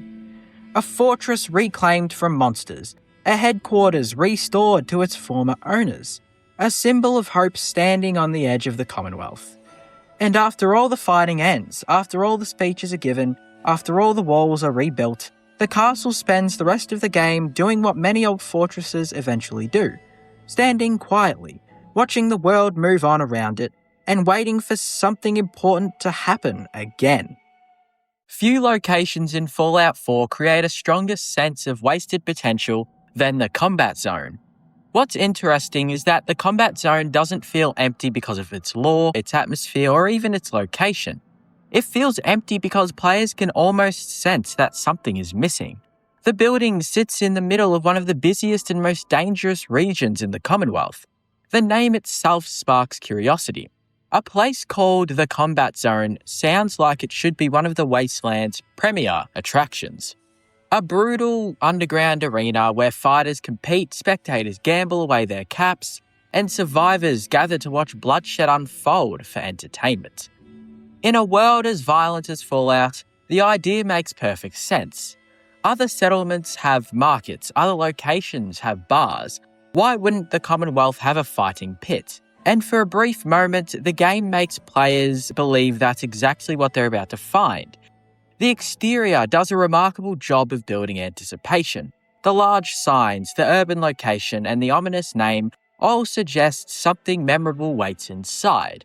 Players approaching for the first time often imagine an active social hub, similar to places seen elsewhere in the Fallout series. Maybe there will be gladiatorial combat. Maybe there will be betting systems. Maybe there will be tournaments or unique challenges. Instead, the doors open, a short firefight happens, you recruit a companion, and the entire location effectively ends. That's the combat zone experience, not because that's what Bethesda originally intended, but because most of the original concept never made it into the final game. That reality completely changes how the location feels once you understand what was planned. The combat zone isn't merely underused, it's unfinished in spirit. Evidence discovered through game files and cut content reveals that the location was originally envisioned as something far more ambitious. Rather than serving as a simple combat encounter, the arena would have functioned as an actual entertainment venue after the war. Players would have been able to participate in organised fights, spectators would have gathered to watch, gambling mechanics would have allowed wagering on matches. Opponents would have challenged the player inside the arena itself. The combat zone would have been alive. Instead, what remains is essentially a dungeon. And once the enemies are dead, there is almost no reason to return. That's what makes the location fit so perfectly under the theme of places where nothing happens, because paradoxically, the location was designed around the concept of constant activity, then stripped of almost all of it. The result is a place defined by absence. The building itself reflects this strange contradiction everywhere you look. Walking through the combat zone, players can still see fragments of the original vision. The seating areas remain, the arena floor remains, the stage is also still there. Decorations and environmental details continue suggesting a location built for crowds and entertainment. But there are no crowds, no events, no ongoing competitions, only raiders. And once the raiders are gone, only silence. That silence feels especially strange because the arena's architecture practically demands activity. The entire building was constructed around spectators watching something happen. The layout makes little sense as a simple raider hideout. Large viewing sections overlook the central floor. Audience seating dominates portions of the structure. Lighting and staging imply performances. Everything points towards an experience that never materialized. And as a result, the combat zone often feels less like a completed location and more like the remains of an idea, a blueprint players accidentally wandered into. This creates a unique type of loneliness compared to many other Fallout locations. Most abandoned places feel empty because their stories ended. The combat zone feels empty because its story never started. That's a very different feeling. When exploring Quincy or University Point, Players uncover evidence of communities that existed and then disappeared. The sadness comes from loss. The combat zone's sadness comes from unrealized potential. You aren't witnessing a tragedy, you're witnessing an omission, and somehow that can be just as disappointing. The companion's presence highlights this problem perfectly. As one of Fallout 4's more memorable companions, she serves as the primary reason players visit the location at all. Her recruitment quest effectively consumes the entire combat zone in a matter of minutes. You arrive, fight through hostile occupants, speak with Kate, and leave. The arena itself becomes secondary, a backdrop, a set piece. The location exists primarily to introduce a companion rather than function as a destination. Once Kate joins the player, the combat zone immediately loses most of its purpose. That's remarkable when you consider how much effort appears to have gone into creating the environment itself. The building should be a hub. Instead, it's an introduction. And introductions don't usually encourage repeat visits. Even the surrounding location makes the final version feel stranger. The combat zone sits within central Boston, arguably the most active and densely packed region of the Commonwealth. Nearby streets contain raiders, super mutants, faction patrols, and various quest locations. The city feels alive through constant conflict and movement. The combat zone should thrive in that environment. A fighting arena located in the middle of a post-apocalyptic Boston almost writes itself. People would travel there, merchants would gather there, gamblers would congregate there as well. Stories would emerge naturally from it. Instead, the location behaves as though it exists completely separate from the city around it. No one talks about attending events there, no fighters seek fame, no spectators fill the seats. The Commonwealth's most obvious entertainment venue somehow functions as one of its least active locations. That's why so many players finish exploring it and immediately feel underwhelmed. Not because the building is poorly designed, quite the opposite actually. The design is often what creates the disappointment. Everything about the location suggests greater ambitions. The physical structure points towards interactions that never happen. The arena promises experiences the player never receives. The result is a location haunted by its own missing content. And once you become aware of that missing content, it's difficult to stop noticing it. The seating areas suddenly feel oversized. The arena floor feels underutilized. The entire building feels too large for what actually occurs there. Almost every room raises the same question. What was actually supposed to happen here? That's rarely a good sign for a completed location. Compared to functioning social hubs like Diamond City or Goodneighbor, the combat zone feels almost artificial. Those locations remain active because NPCs constantly interact with one another. Merchants conduct business, guards patrol, citizens discuss ongoing events. The combat zone has none of that. Its population exists solely to be eliminated. And once that happens, the location effectively dies. No replacement activity emerges, no secondary purpose develops. The building simply remains behind, empty, waiting, frozen.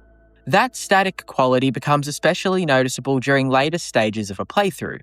Players may revisit countless locations throughout the Commonwealth for quests, trading, settlement management, or exploration. Very few players ever have a meaningful reason to return to the combat zone. Its role concludes almost immediately. The arena never evolves, never expands, never becomes what it was clearly meant to be. Even from a thematic perspective, the combat zone feels oddly disconnected from Fallout's strengths. The series has always excelled at creating locations driven by choice, interaction, and player involvement. An operational fighting arena would naturally support all three concepts. Players could bet, compete, influence outcomes. Instead, the final version reduces everything to combat and recruitment. Two systems Fallout 4 already uses everywhere else. The arena becomes just another combat encounter, ironically stripping the combat zone of the one thing that should have made it unique. That's ultimately why the location remains one of the strongest examples of a place where nothing happens.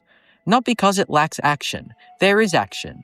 Not because it lacks interesting ideas, it has plenty of those. The problem is that almost all these ideas only exist in traces.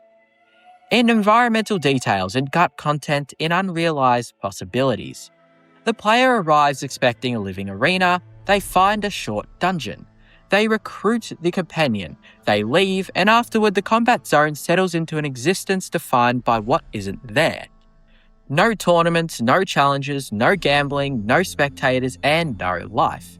Just rows of empty seats overlooking an arena that was built for excitement and now hosts nothing at all. A place that should have been one of the Commonwealth's busiest destinations. A place that should have been filled with stories. A place where people gathered to watch something happen, instead becoming one of Fallout 4's clearest reminders that sometimes the most uneventful locations aren't the abandoned ones. They're the ones where all the activity was cut away before the player ever arrived. Salem is one of the most fascinating examples in Fallout 4 of a place where almost nothing happens after the bombs fell. Because unlike many forgotten locations in the Commonwealth, you can clearly see evidence that it was once meant to be important, not just before the Great War, but after it as well. There are countless ruined towns scattered across Fallout 4, but most of them feel like places that died 200 years ago and were never truly rebuilt. Salem feels different. Salem feels like a place that actually tried to come back. It tried to become a functioning community again. It tried to survive. And then something happened that silenced it completely. By the time the sole survivor arrives, all that remains is an eerie shell of a town sitting on the northeastern edge of the Commonwealth, isolated from most major population centres and filled with reminders of life that no longer exists. The journey to Salem immediately contributes to this atmosphere. Unlike locations closer to the centre of the map, Salem feels distant. Reaching it requires deliberate exploration. Most major questlines rarely force players into the region, and as a result, many players don't even discover Salem until dozens of hours into a playthrough. The northeastern corner of the Commonwealth has a very different energy compared to areas around Diamond City or Goodneighbor. The roads become quieter, settlements become less frequent, the density of major locations begins to thin out. You start feeling like you're leaving the Commonwealth behind. And Salem sits right at the edge of that feeling. It's one of the last substantial settlements before the world starts fading into coastline, wilderness, and scattered ruins. That geography matters because it amplifies everything else about the town. Salem isn't just abandoned, it's isolated. There are places in Fallout 4 that feel lonely because they're empty. Salem feels lonely because it's empty and also far away.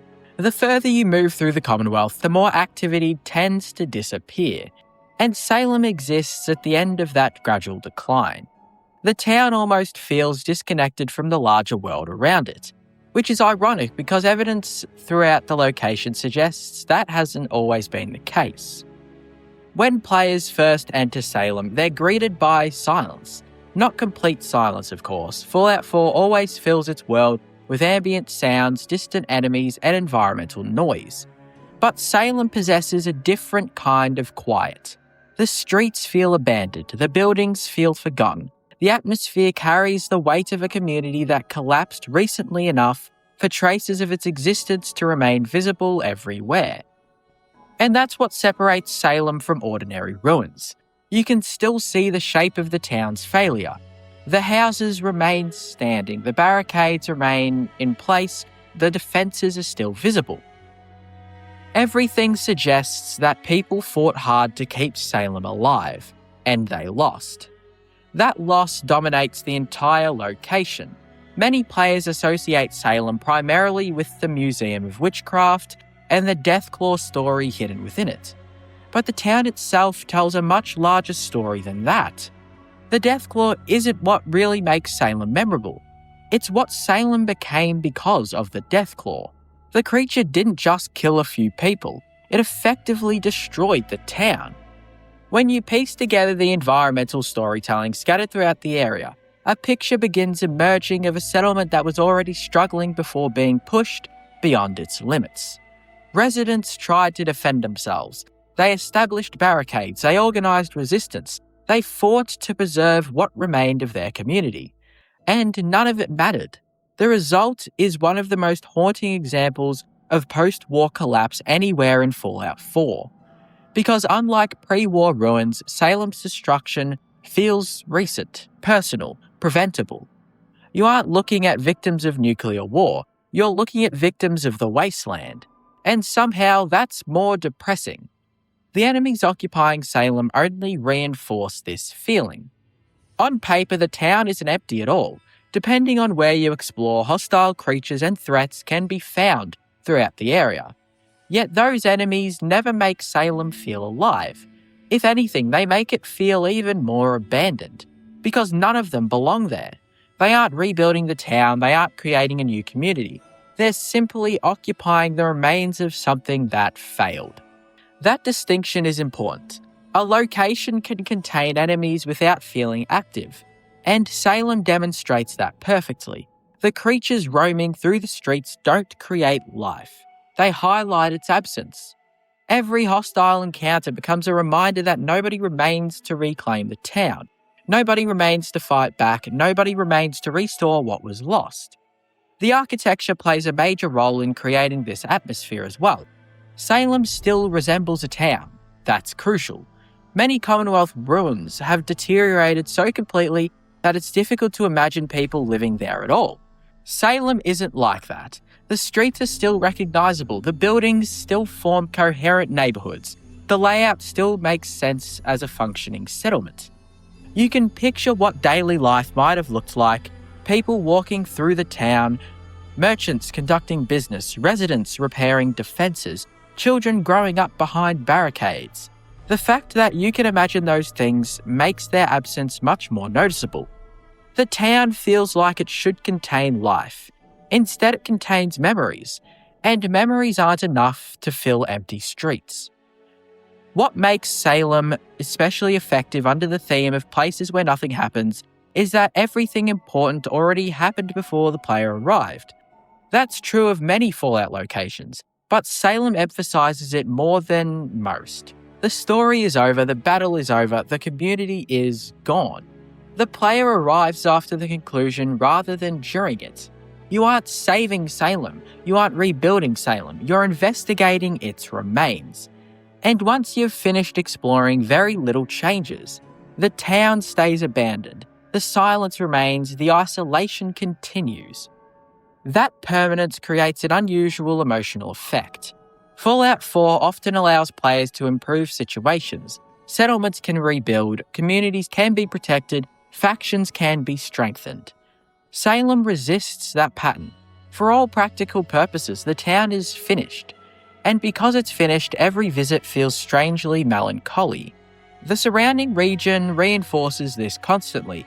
Salem's position near the northeastern coastline means there simply isn't much beyond it. The Commonwealth starts feeling smaller once you reach Salem because you're literally approaching the edge of the map. There are fewer destinations ahead, fewer communities, fewer signs of civilization. The town exists at the border between inhabited spaces and empty space. That gives it a unique atmosphere compared to other ruined settlements.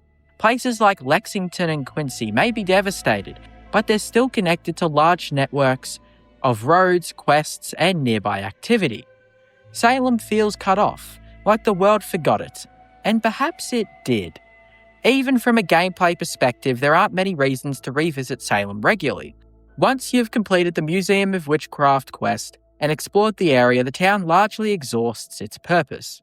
No major faction establishes operations there. No significant quest hub develops. No rebuilding effort takes place. Their location remains static. And that static quality is surprisingly powerful because the town feels like it should be capable of becoming something. There's enough space, enough infrastructure, enough history, yet none of it matters. The Commonwealth moves on without Salem, and Salem remains where it is, empty, quiet, and waiting. The comparison to Concord is actually quite interesting. Both towns tell stories about communities that lost their relevance. Concord experiences one explosive moment of importance before fading into obscurity. Salem never even gets that opportunity during the player's journey. Its moment already passed, long before you arrived. What you're left with is the aftermath, and the aftermath is far more depressing than the conflict itself. Because conflict at least implies possibility, aftermath implies finality. That's what dominates Salem, that feeling that there is no future here, only remnants, evidence, and traces of lives interrupted. And because the town is so isolated, that feeling never goes away. Every road leading into Salem feels stronger than it should. Every building feels emptier than it should. Every silence lasts longer than expected. The location creates the impression that you're standing at the edge of something, not just the Commonwealth, but the limits of recovery itself. Some places can come back, Salem couldn't. That's what ultimately makes it one of the strongest examples of a place where nothing happens anymore. Not because nothing ever happened there, in fact, too much happened. A town struggled to survive, a community fought to defend itself, people tried to build a future, and all of it ended in failure. Now the streets sit empty, the houses stand abandoned, the defences rust away slowly beside the coast. And despite the enemies, despite the exploration, despite the occasional player passing through, Salem remains what it has been for a very long time.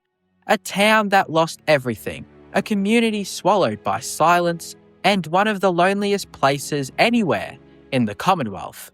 Some of the emptiest places in Fallout 4 aren't empty because nobody ever lived there. They're empty because somebody made sure nobody could live there anymore. University Point is perhaps the best example of that in the entire Commonwealth.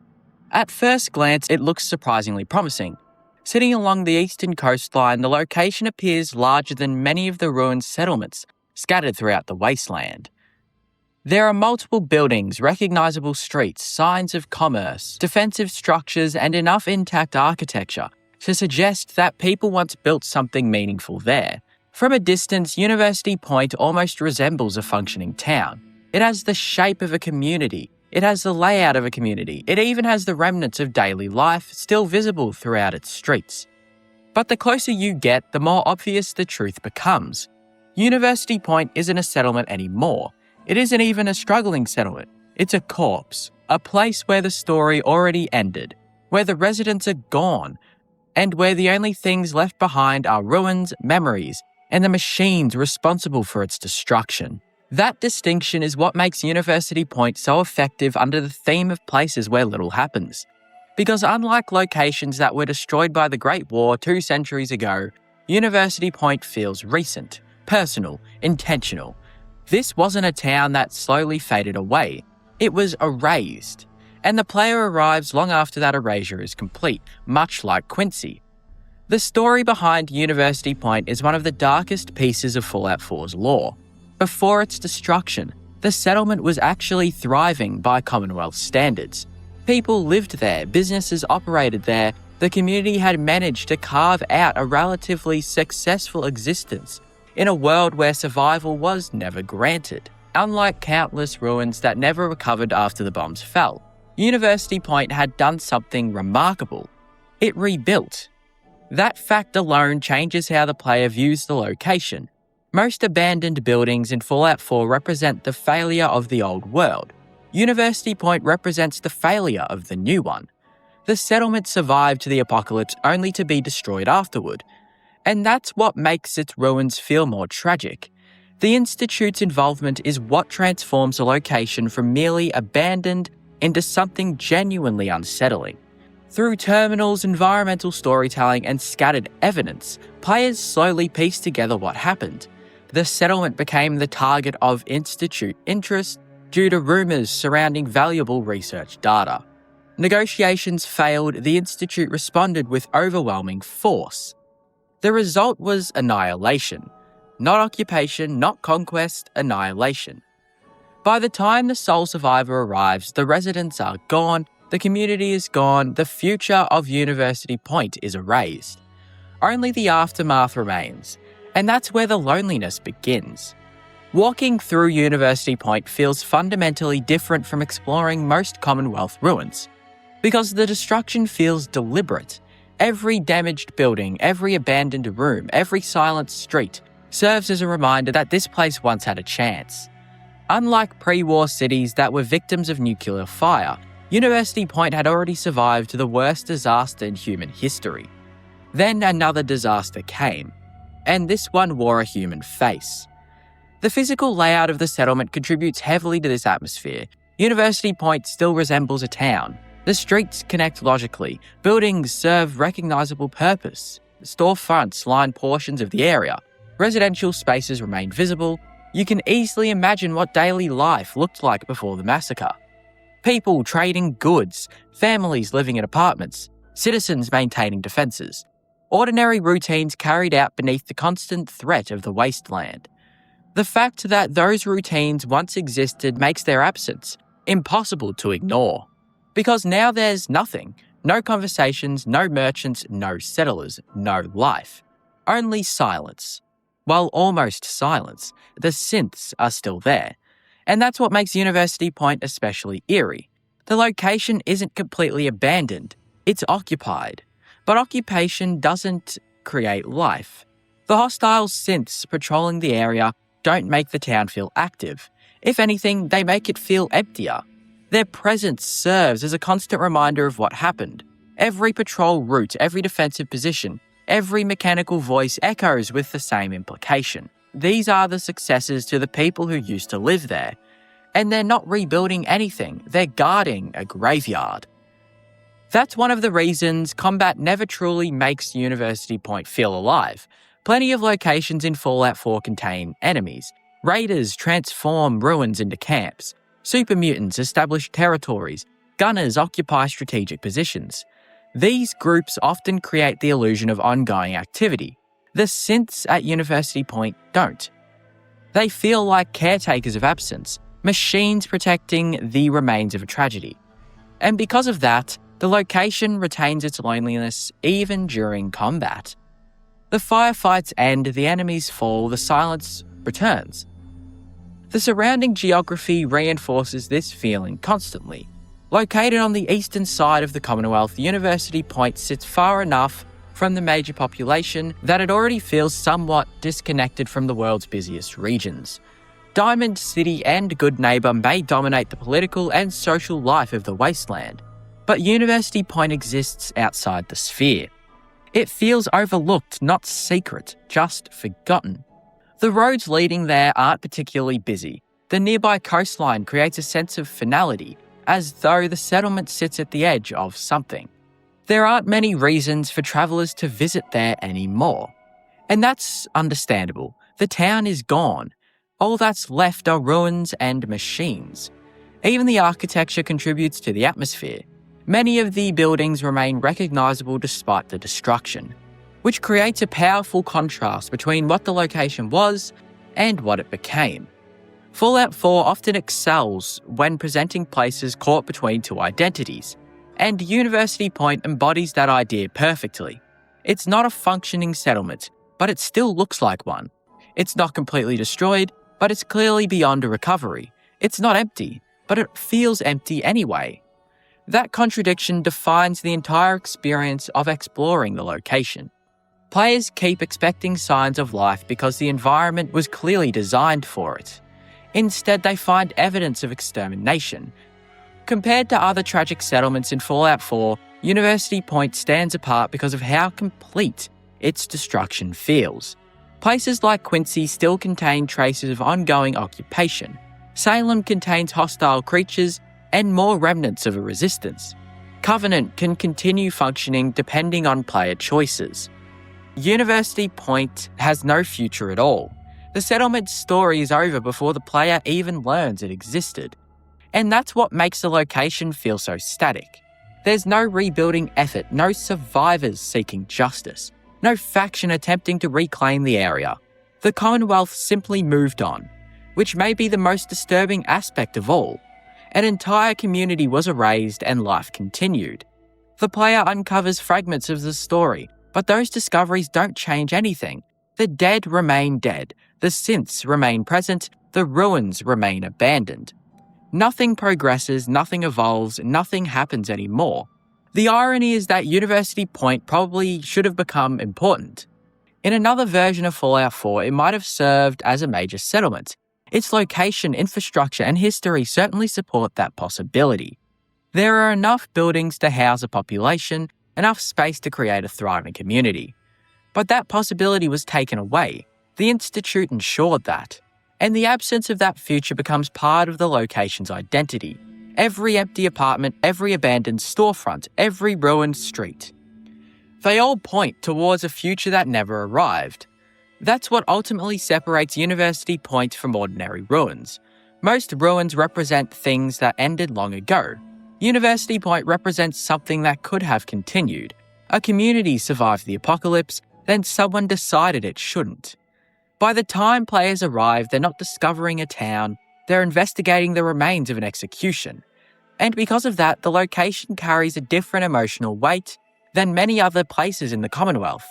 It's not merely abandoned, it's silenced.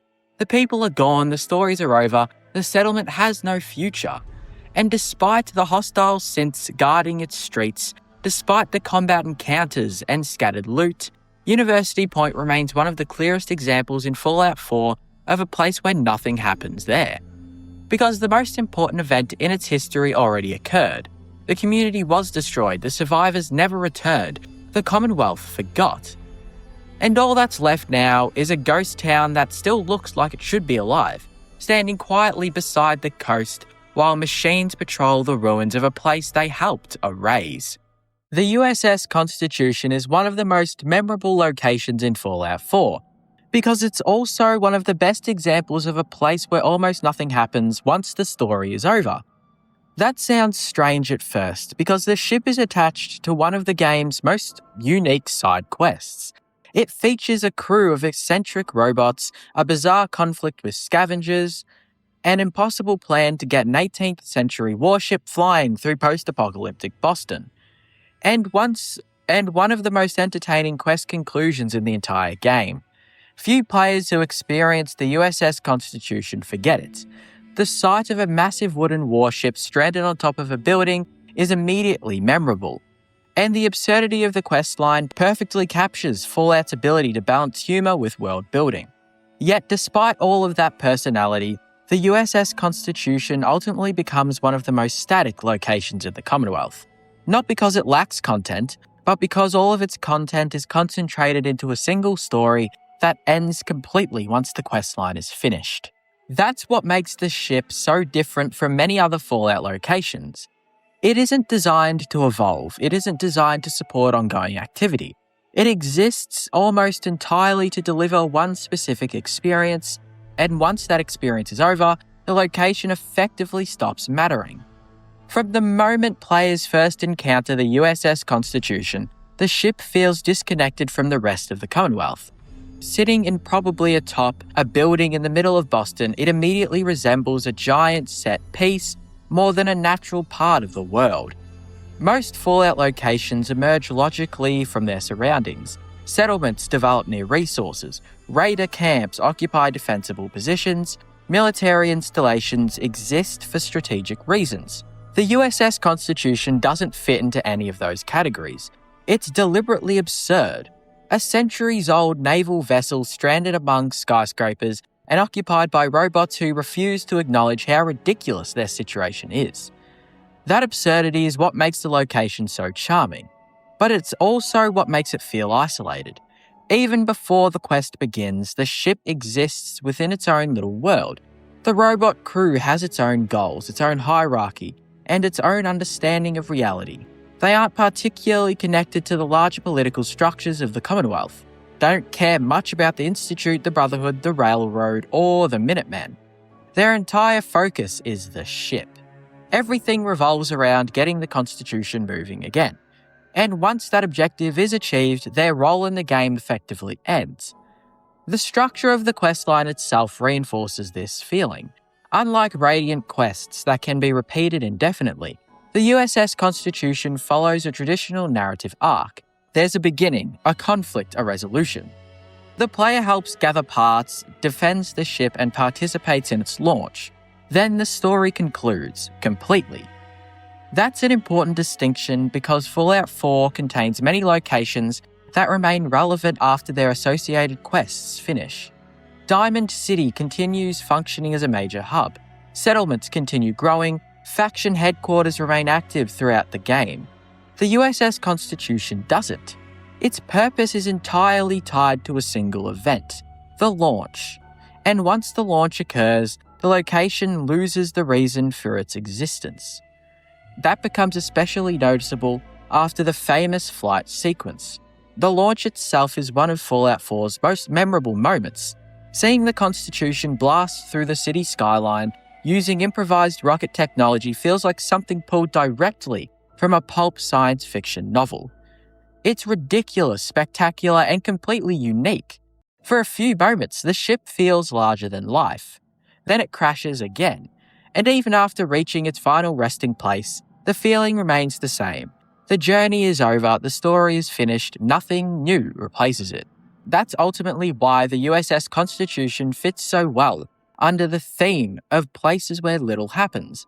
Not because the quest itself lacks excitement, it absolutely doesn't, but because the location is designed as a self-contained narrative rather than an ongoing part of the Commonwealth. Once the spectacle ends, the ship becomes strangely quiet. The robot crew remains, but their purpose has been fulfilled. Their mission consumed centuries of effort, and now that mission is complete. There are no new adventures waiting, no larger consequences reshaping the Commonwealth, no future quest lines building on what happened. The ship simply exists, and because the quest line is so memorable, that stillness feels surprisingly noticeable. The location almost resembles a stage after a play has ended. The actors remain, the set remains, but the performance is over. That theatrical quality becomes even more apparent when comparing the USS Constitution to other major quest locations. Most memorable Fallout areas gain importance through repetition. Players return frequently, interact with recurring characters, and watch situations develop over time. The Constitution never works that way. Everything significant happens during a single storyline. The player arrives, the conflict unfolds, the ship launches, the curtain falls. There is no second act. And that's a fascinating design choice because it makes the location feel more like a completed story than a place within an ongoing world. The surrounding environment also helps with this feeling too. Boston is one of the busiest regions in Fallout 4. Streets are packed with enemies, random encounters, and points of interest.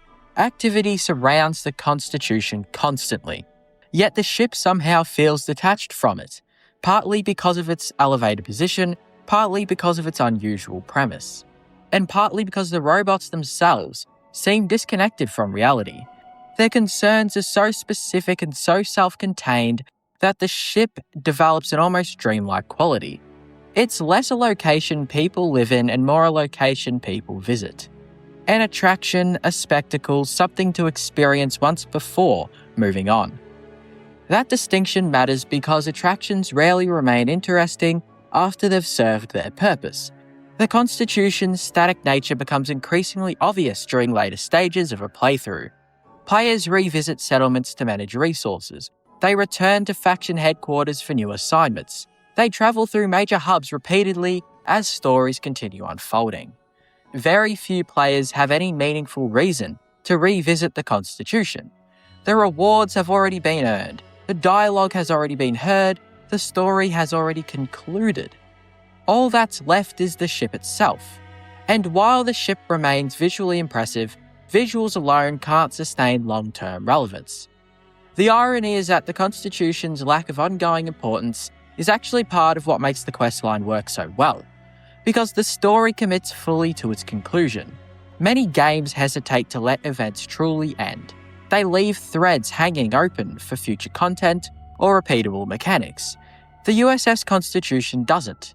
It finishes what it started. The robots achieve their goal, the player witnesses the outcome, and then everyone moves on. From a narrative perspective, that's satisfying. From a gameplay perspective, it creates a location where nothing really happens afterwards. The robot crew reinforces this beautifully. Throughout the questline, they feel alive because they're pursuing something. Every conversation revolves around preparations, repairs, and plans. Their personalities emerge through action. Once the mission is complete, much of that energy disappears. The characters remain the same, but their story doesn't continue. Without forward momentum, even the most entertaining NPCs can begin feeling static. And the USS Constitution is entirely dependent on forward momentum. It's a quest about movement, about progression, about reaching a destination. Once the destination is reached, the central idea holding the location together vanishes. Perhaps that's why the ship leaves such a lasting impression despite being so inactive afterward. Players remember the experience rather than the location itself. They remember launching the ship, they remember the robots, they remember the absurdity. But they rarely remember revisiting it afterward, because there isn't much to remember.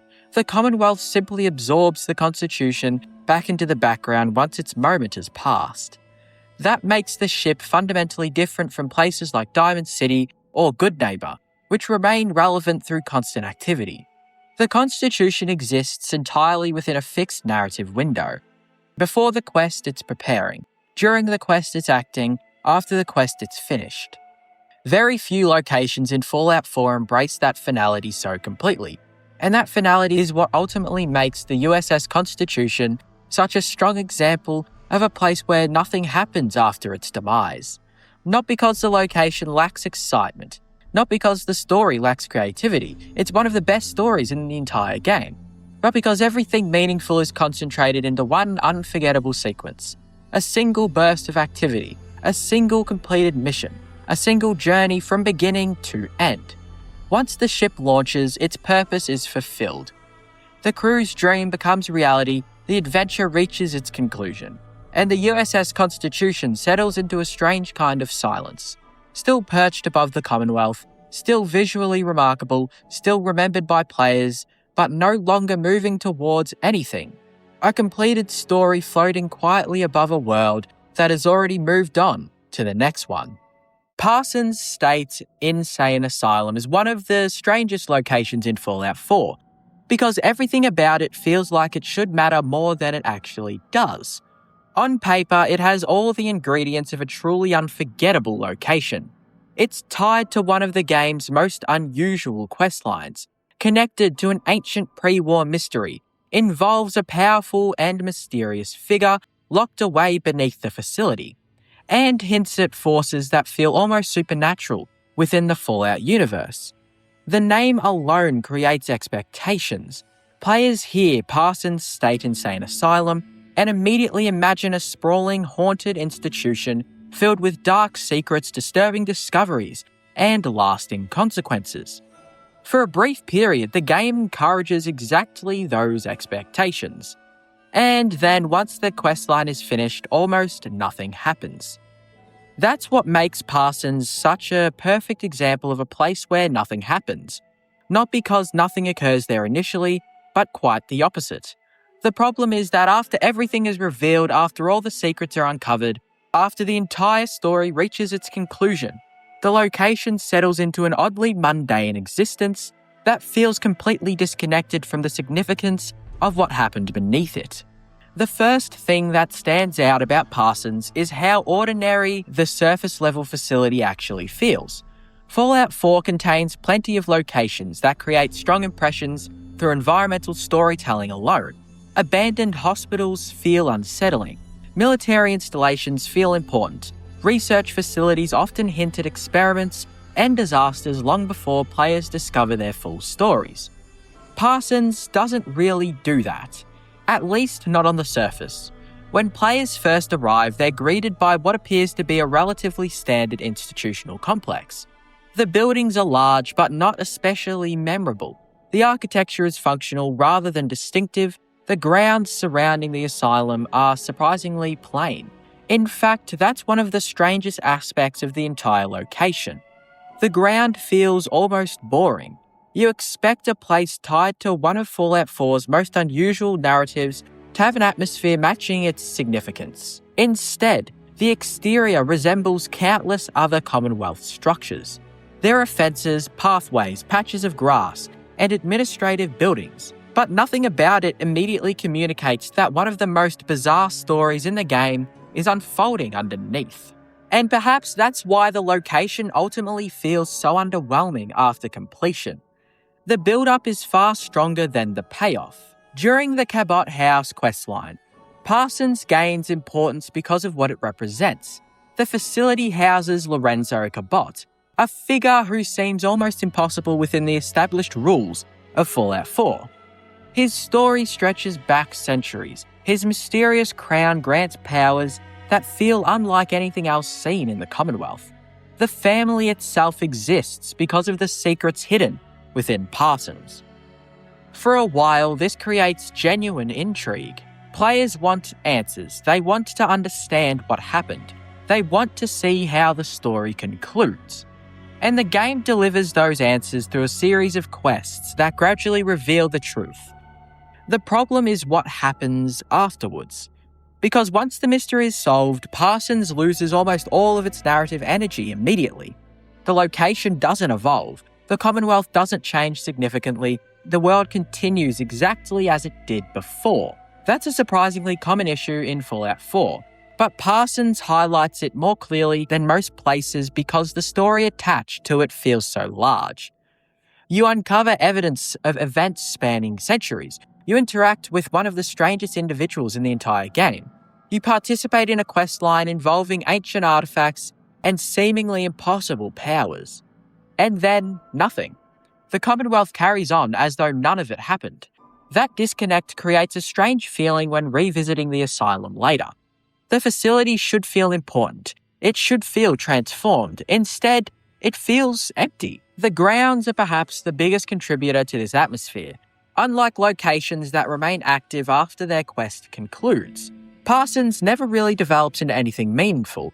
The exterior remains static, the buildings remain largely unused, the surrounding area offers very little to encourage repeated visits. The result is a location that feels frozen, a location that had no apparent reason to matter, other than the quest itself. But it's not frozen in an exciting way. It's frozen in a mundane way, like a place waiting for activity that never arrives. This becomes increasingly noticeable during later stages of a playthrough.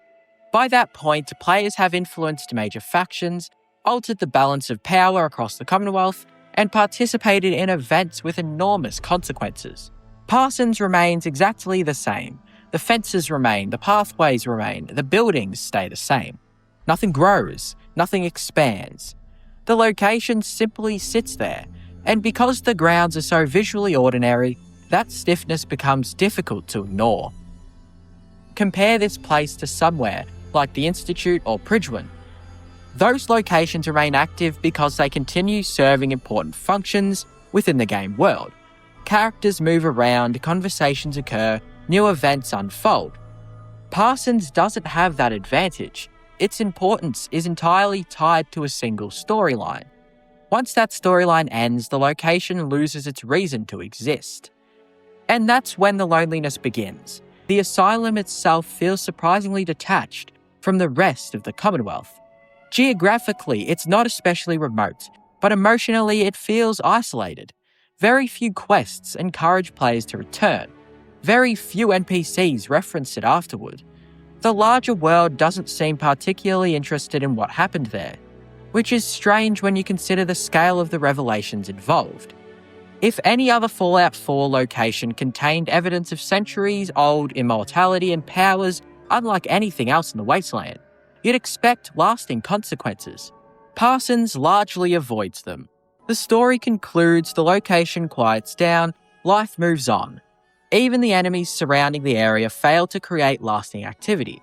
Like many Commonwealth locations, Parsons may contain hostile encounters during specific stages of the questline. But these serve only temporary purposes. Once resolved, the area quickly returns to silence. And silence dominates Parsons more than almost any other major quest location. Not eerie silence, not threatening silence, just emptiness. The kind of emptiness that comes from a location whose narrative purpose has ended completely. That's what separates Parsons from genuinely memorable ruins elsewhere in Fallout 4. Locations like Dunwich Borers remain fascinating even after completion because their atmosphere continues generating questions. Players revisit them mentally long after leaving. This asylum doesn't quite achieve that. The mystery itself is memorable, the location isn't. And that's a crucial distinction. Most players remember Lorenzo. Most people remember the crown. Most people remember the choices presented during the questline. But fewer remember the actual grounds of Parsons State Insane Asylum, because the location never develops a strong identity beyond housing the mystery. Once the mystery leaves, very little remains. The architecture doesn't help much either. Institutional buildings often create strong atmospheres through design. Hospitals feel clinical. Prisons feel oppressive. Schools feel nostalgic and unsettling simultaneously. Parsons feels generic, functional, with numerous other pre-war facilities scattered throughout the Commonwealth. That lack of visual personality becomes more noticeable after the quests end because there's nothing else competing for attention anymore. No mystery, no tension, no anticipation, just the buildings themselves. And the buildings alone aren't enough. Perhaps the most disappointing aspect of Parsons is the unrealised potential. The location feels like it should become something after the questline concludes. Maybe a research centre, maybe a unique settlement, maybe a place attracting attention from scholars or scavengers interested in its secrets. Instead, it remains static. The extraordinary events hidden beneath it fail to transform the location above. That's why the ground feels so mundane. Not because they're badly designed, but because they never reflect the significance of the story they're attached to. The contrast is almost absurd when viewed objectively. One of the strangest narratives in Fallout 4 takes place beneath one of the most ordinary locations. And afterward, the location remains just ordinary. That's what ultimately makes Parsons State Insane Asylum such a fitting example of a place where nothing happens. Not because the questline lacks excitement, not because the mystery lacks intrigue, but because the location itself never capitalizes on any of it. The secrets are uncovered, the story concludes, the consequences fade, and the asylum turns to what it always was. A quiet institutional complex sitting in the Commonwealth, surrounded by plain grounds, and visited by very few people.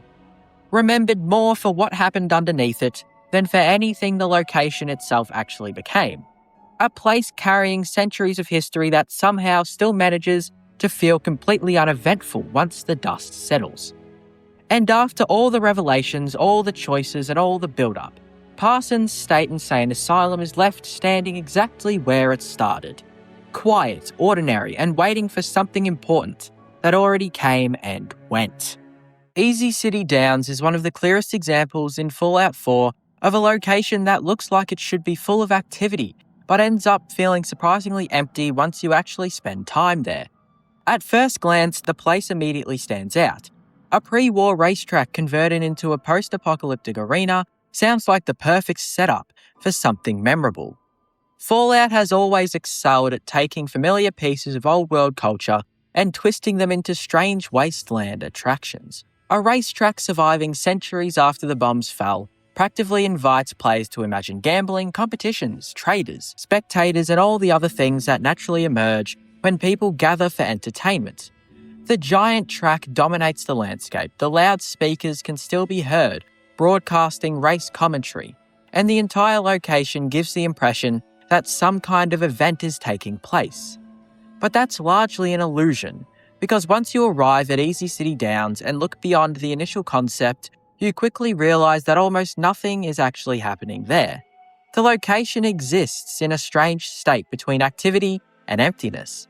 It looks alive, it sounds alive, yet it feels completely dead. That contradiction is what makes Easy City Downs such a perfect example of a place where nothing happens. Unlike many settlements or towns throughout the Commonwealth, Easy City Downs was never designed to function as a social hub. There are no merchants operating business here, no settlers trying to survive, no travellers stopping to rest, no factions competing for influence. The location is essentially a self-contained raider arena, cut off from the larger rhythms of Commonwealth life. And because of that, it feels isolated in a way very few locations do. The first thing players notice is the robotic race itself. Protectrons continue running around the track long after civilization collapsed, endlessly participating in races that no longer matter. It's one of Fallout 4's more memorable visual ideas. The robots dutifully perform their programmed routines while the wasteland decays around them. For a moment, the location almost feels charming. Then you realise that's basically the entire gimmick. The races don't lead anywhere. You can't meaningfully participate, you can't become involved in a larger event. The spectacle exists primarily as background decoration, and once the novelty wears off, the emptiness underneath becomes impossible to ignore. That's really the story of Easy City Downs as a whole. The concept is stronger than the experience. The location promises activity, but the reality is very little activity at all. The raiders occupying the racetrack contribute heavily to this feeling. On paper, they create action, gunfights break out as soon as the player enters. Hostile patrols move around the facility, snipers watch from elevated positions. The area contains more enemies than many supposedly abandoned locations. Yet somehow it still feels lifeless. That's because the raiders aren't actually using Easy City Downs for anything meaningful. They're not operating a business, they're not organising events, they're not creating a community. They're simply just occupying space. Once the player eliminates them, the truth becomes obvious. Nothing changes, nothing progresses, nothing remains. The racetrack immediately returns to silence. And that's what separates Easy City Downs from genuinely active locations elsewhere in Fallout 4. Diamond City contains people with goals. Good Neighbor contains relationships and conflicts. Bunker Hill functions as an economic centre. Even small settlements feel like places where life continues. Easy City Downs doesn't. It feels like a stage without a performance. The structure is there, the audience never arrives. The surrounding geography reinforces this atmosphere perfectly. Located between more significant Commonwealth destinations, Easy City Downs sits in a region players often pass through rather than spend time in. It's visible enough to attract curiosity, but isolated enough that few major questlines ever focus on it. That isolation becomes increasingly noticeable after the initial exploration. Most locations gain importance through repetition. Players revisit them for quests, trading, faction interactions, or settlement management. Easy City Downs rarely offers any of those opportunities. You discover it, you clear it, you leave. And in many playthroughs, that's the entire relationship players have with the location. The irony is that the racetrack itself feels like it should support far more content than it actually does. The physical design practically begs for interaction. The track circles around the entire area. Viewing platforms overlook the races. Buildings provide enough space for spectators, organisers, and vendors. Everything about the environment suggests an active venue. Yet the game never fully commits to that idea. Instead, the location remains trapped in a strange limbo where traces of entertainment survive without any actual entertainment taking place. That gives Easy City Downs a uniquely hollow atmosphere. The robots continue racing because they don't know anything else. The raiders occupy the area because it's convenient. Neither group gives the location purpose. They're simply maintaining the illusion of activity. And once players recognise that illusion, the entire racetrack starts feeling lonely. Even the robotic announcer contributes to this sensation. Hearing race commentary echo across a wasteland arena initially creates excitement. It suggests ongoing events. It suggests organisation. It suggests that somebody still cares about the races. But nobody does. The commentary continues regardless of whether anyone is listening. The robots keep running regardless of whether anyone is watching. The systems function long after its audience disappear. That's surprisingly tragic when you stop to think about it.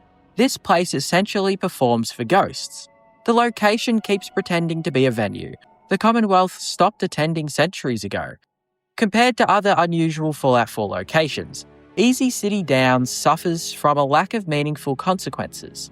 Places like the USS Constitution or Covenant also revolve around specific concepts, but those concepts eventually connect to some memorable stories or player choices.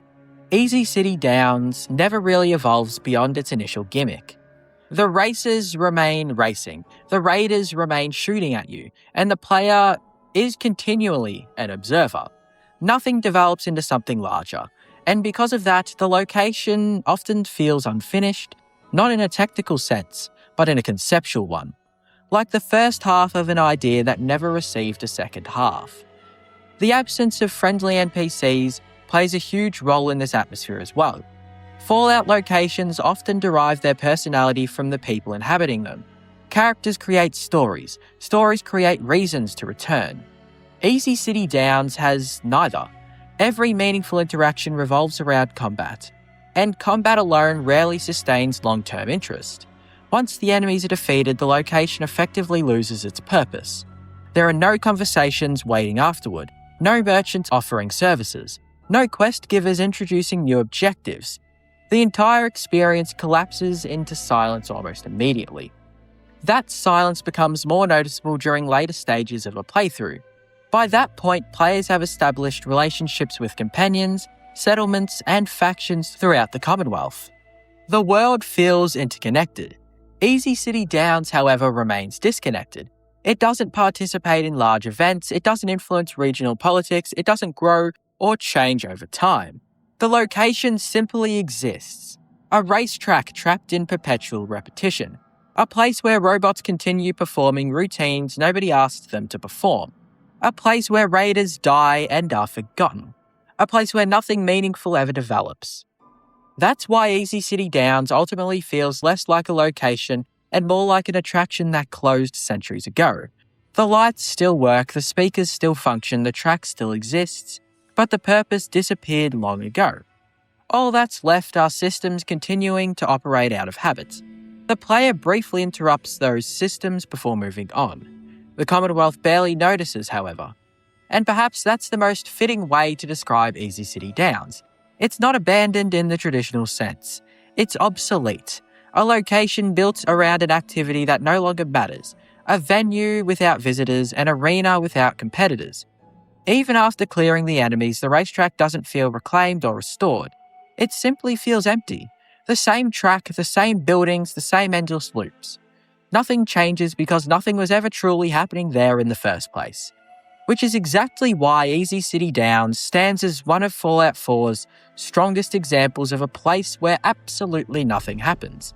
Not because the location lacks visual creativity, not because the concept isn't interesting, but because all of that creativity ultimately serves a space that never evolves beyond its initial premise. A giant racetrack sitting quietly in the Commonwealth, broadcasting races nobody watches, hosting events nobody attends, and waiting for excitement that never arrives. In a world that never stops moving, where raiders scream across highways, super mutants fire their miniguns into the haze, and Brotherhood airships roar overhead, there lies one island where none of it matters. An island surrounded by salt water and silence. An island where nothing happens. This place is one of the largest and strangest locations in Fallout 4.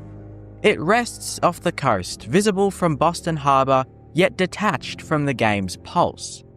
When you finally wade through the irradiated waters or paddle across in power armor, you expect a hidden settlement, a vault, maybe a story waiting to unfold. Instead, you find emptiness. There are no settlers, no traders, no dialogue trees or quests. Only wind, waves, and the creaking remains of a world that once was. It's a place that almost seems forgotten by the game itself. A quiet, self-contained world where time has ultimately stopped. Spectacle Island doesn't feel like it belongs in the same world as the Commonwealth. It's geographically part of the map, yes, but spiritually it's somewhere else entirely. To reach it, the player must brave a long swim through irradiated waters. A rare and deliberate design choice in Fallout 4. The journey feels isolating, as if the ocean itself is trying to keep you away. When you finally emerge from the surf onto its beach, there's a strange sense of relief, followed by the disorienting realization that there's no one there to greet you. No radio chatter, no settlements asking for help, no signs of civilization beyond a few rusted boats and broken shacks. The first sound you might hear is the screech of mutilated Murlocs scuttling from the shoreline, a reminder that even here, nature, twisted though it may be, has reclaimed everything. Spectacle Island is large enough to suggest history, but the game never really explains it. There are only hints, a grounded ship, a cabin with strange wiring. Like an unsolved riddle, the island invites you to fill in its silence with your own imagination. The most prominent structure on Spectacle Island is the beached cargo ship, leaning entirely toward the shore like a wounded giant. Inside, the air feels stale. There's a terminal that hums faintly with life. One of the few pieces of active technology on the island, and it tells you a story in fragments. A man once lived here. He was trying to restart a generator to drive away the island's aggressive wildlife. His logs suggest frustration, isolation, and ultimately, resignation. When you activate the generator yourself, the Murlocs surge from the water in a furious swarm, as though awakened by your intrusion. It's the island's only event, a brief storm of violence that quickly ends in silence once again. And after that, nothing. The ship becomes another empty shell, terminals don't matter anymore, the island returns to its stillness. It's almost poetic. The one time you manage to bring power back to Spectacle Island, all it gives you in return is chaos. Everywhere else in Fallout 4, people are fighting to survive. Settlers farm irradiated soil, scavengers sift through ruin, and raiders build fortresses in the bones of skyscrapers. But on Spectacle Island, there is none of that. It feels like a place that the rest of the Commonwealth has simply forgotten. The isolation is total. The radio doesn't reach here. The Minutemen never send you a distress signal. Even the Institute, which has spies and synths across the land, seems unaware of its existence. For all the players' involvement in Fallout 4's interconnected web of factions and war, Spectacle Island remains outside the story, a world apart. It's a kind of geographical purgatory. Some players describe it as peaceful, others find it deeply unsettling. The emptiness gnaws at you. You walk the shores expecting to find something meaningful, a clue, a survivor, a sign of life, but all you get is wind and water. In a game defined by noise, Spectacle Island's silence is its most profound feature. Ironically, for a place where nothing happens, Spectacle Island can be made into one of the most functional and visually striking settlements in Fallout 4. Once you activate the generator on the cargo ship, the island becomes a blank canvas. Its massive size, relative isolation, and abundance of natural terrain make it ideal for players who want to build something entirely their own. And yet, that act of creation feels almost melancholic. You can build walls, houses, and farms. You can light up the shoreline and plant crops across the grass. You can even staff it with settlers, importing life into a place that never had any. But deep down, it does feel wrong, as if the island doesn't want to be tamed. The settlers you bring here seem out of place, their idle chatter echoing awkwardly across the stillness. No matter how much you build, the silence beneath it remains. Spectacle Island resists belonging. It remains in its heart an island of ghosts. The most remarkable thing about Spectacle Island isn't what it contains, it's what it doesn't. No ambient music plays when you first arrive. No dialogue triggers. The game seems to pause, as though acknowledging that you've crossed into a space outside its rhythm. You can hear the wind rolling off the sea. You can hear your footsteps crunch in the sand. Occasionally, a distant wave will crash against a rock. These are small sounds, but in a game as noisy and frantic as Fallout 4, they feel enormous. It's in this quiet that Spectacle Island becomes eerie. The emptiness amplifies your thoughts. You start to wonder why it exists, why the developers made it so large yet so barren. Why are there no NPCs, no storylines, no clear purpose? And that's when it dawns on you. Spectacle Island isn't about nothing. It's a deliberate experiment in its absence. Spectacle Island can be read as a metaphor for the post-war world itself. Vast, broken, and mostly empty. It's a mirror held up to the Commonwealth's chaos. In Boston, people kill each other for scraps. On the island, there's no one left to fight. It's the end of civilization, distilled into a single landscape. You can almost imagine the island as a failed experiment, maybe once intended as a settler or a naval project before the bombs fell. Now all that remains are half-buried boats, dead power lines, and shattered piers. The sea has swallowed its history, leaving only bones. That's the tragedy of Spectacle Island. It's not just forgotten by the living world, it's forgotten by time itself. Many players dream of finding the perfect home base in Fallout 4. For some, that's Sanctuary Hills, a place of nostalgia. For others, it's the castle, a symbol of power. But Spectacle Island, it's a home for no one. It's too far from trade routes, too distant from supply lines, too quiet for company. And yet, that's also its beauty. It stands as a reminder that not every space in Fallout 4 needs to be functional. Some places simply exist to be felt. And when you stand on its highest ridge looking back toward the mainland, you can see the faint outline of the city skyline. It feels impossibly far away, as if you've crossed into another world entirely. For a moment, you're not a hero or a builder or a soldier. You're just alone. And in a game about surviving the end of the world, that loneliness feels painfully human. So why does nothing happen on Spectacle Island? Because it doesn't have to. The island is Fallout 4's moment of stillness, a deliberate contrast to the rest of the game's noise. It exists as a space of reflection, a blank stretch of land where players can stop chasing quests and simply exist. In a way, Spectacle Island is a test. It asks what happens when you move conflict, characters, and story from a world that thrives on all three. But what is left? The answer is unsettling. You're left with yourself, without quests or dialogue to distract you. The island forces you to confront your own sense of purpose.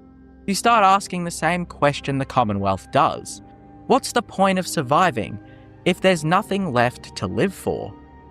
If Fallout 4 is about rebuilding, Spectacle Island is about remembering. It's a place where the world has already rebuilt itself, just not for humanity.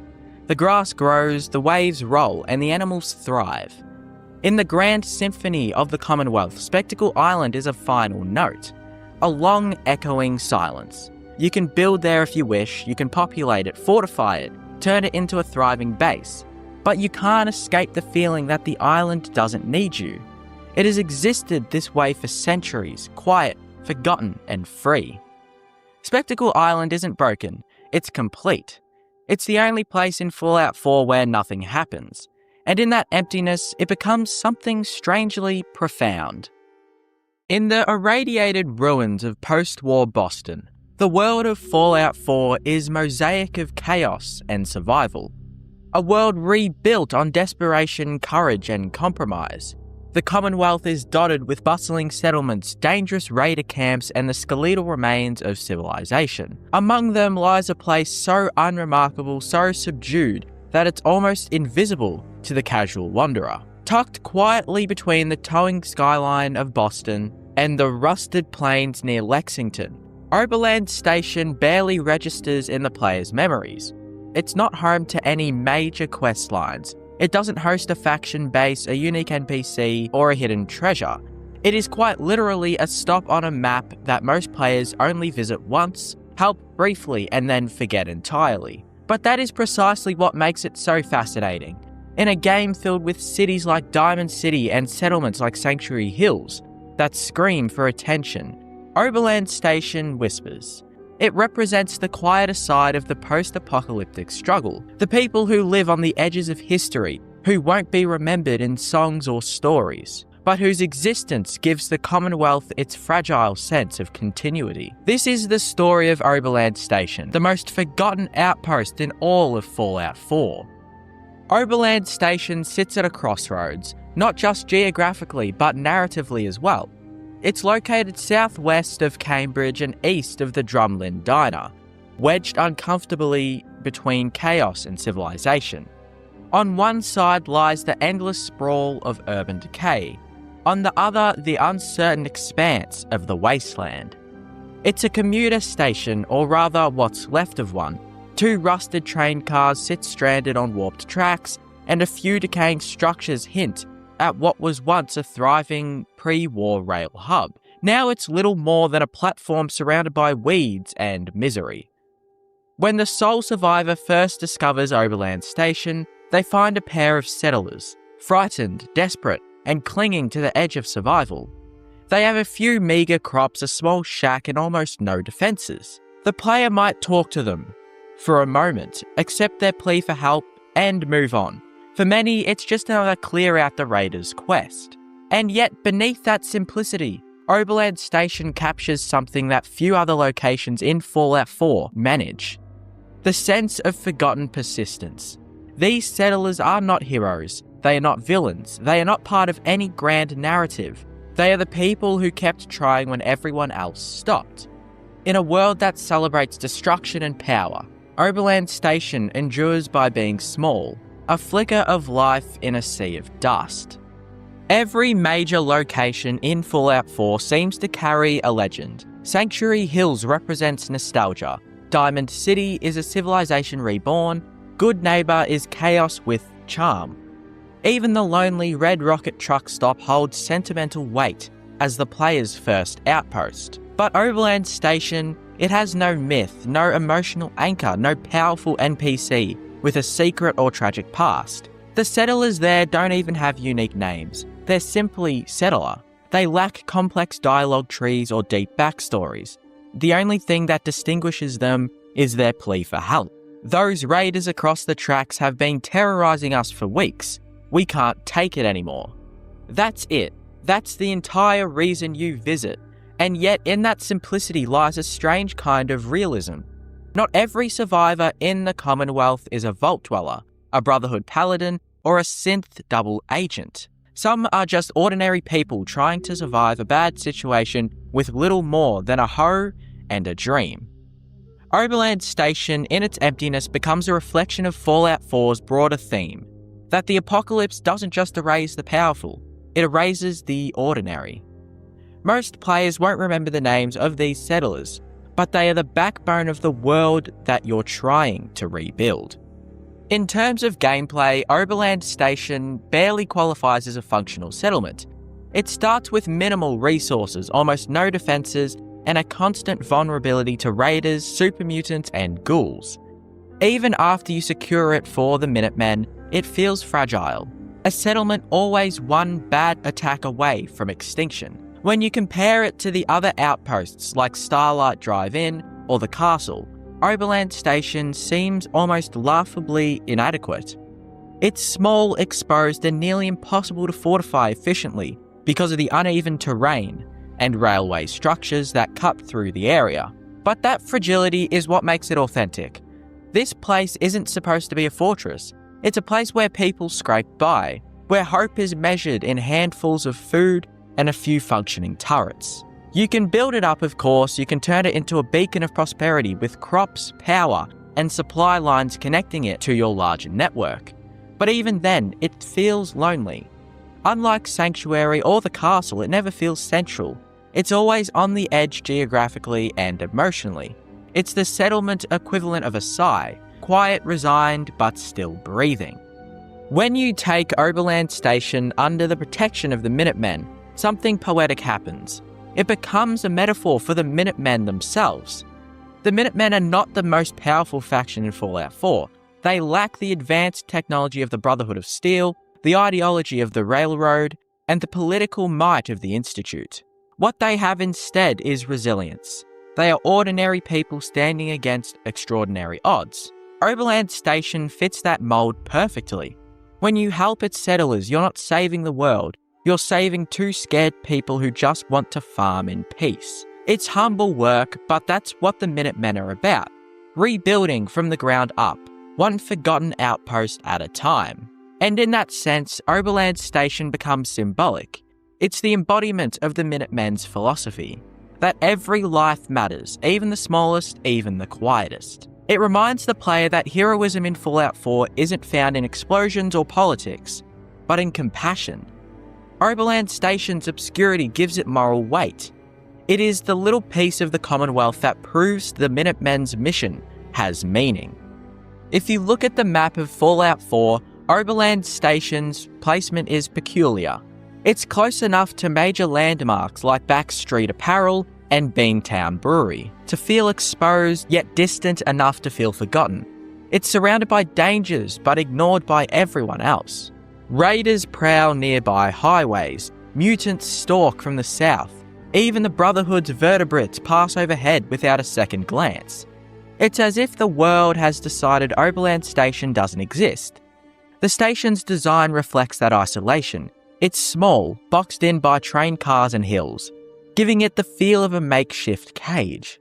You can almost sense the settlers' paranoia, the fear that danger could descend from any direction at any time. And yet, despite all that, they stay.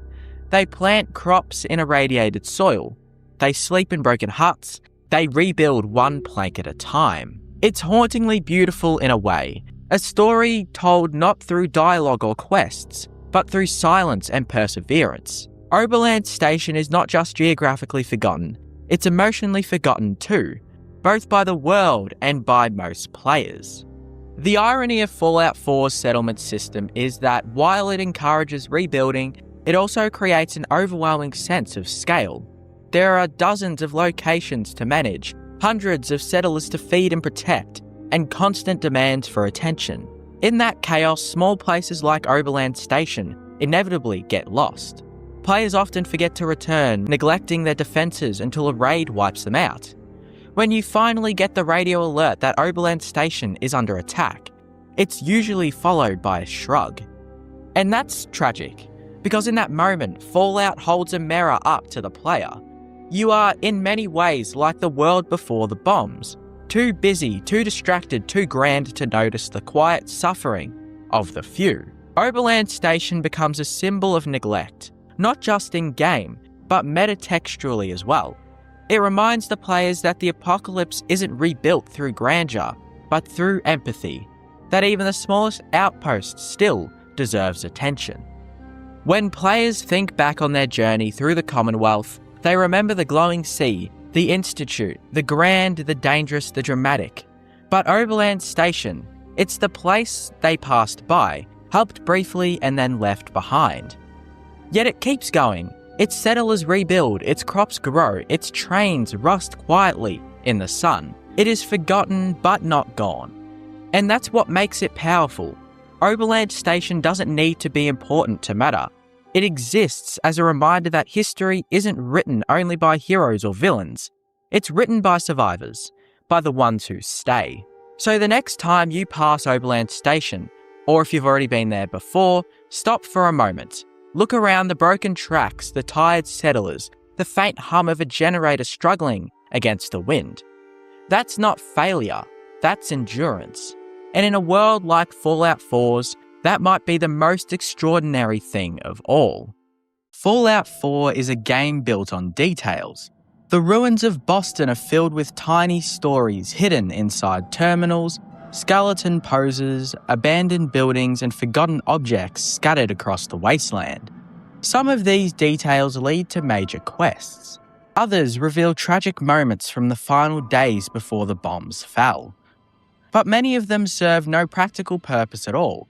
They don't unlock powerful weapons, they don't reveal secret endings, and they definitely won't help you survive a Deathclaw attack. Instead, they sit quietly in the background of the game world, waiting for curious players to stumble across them.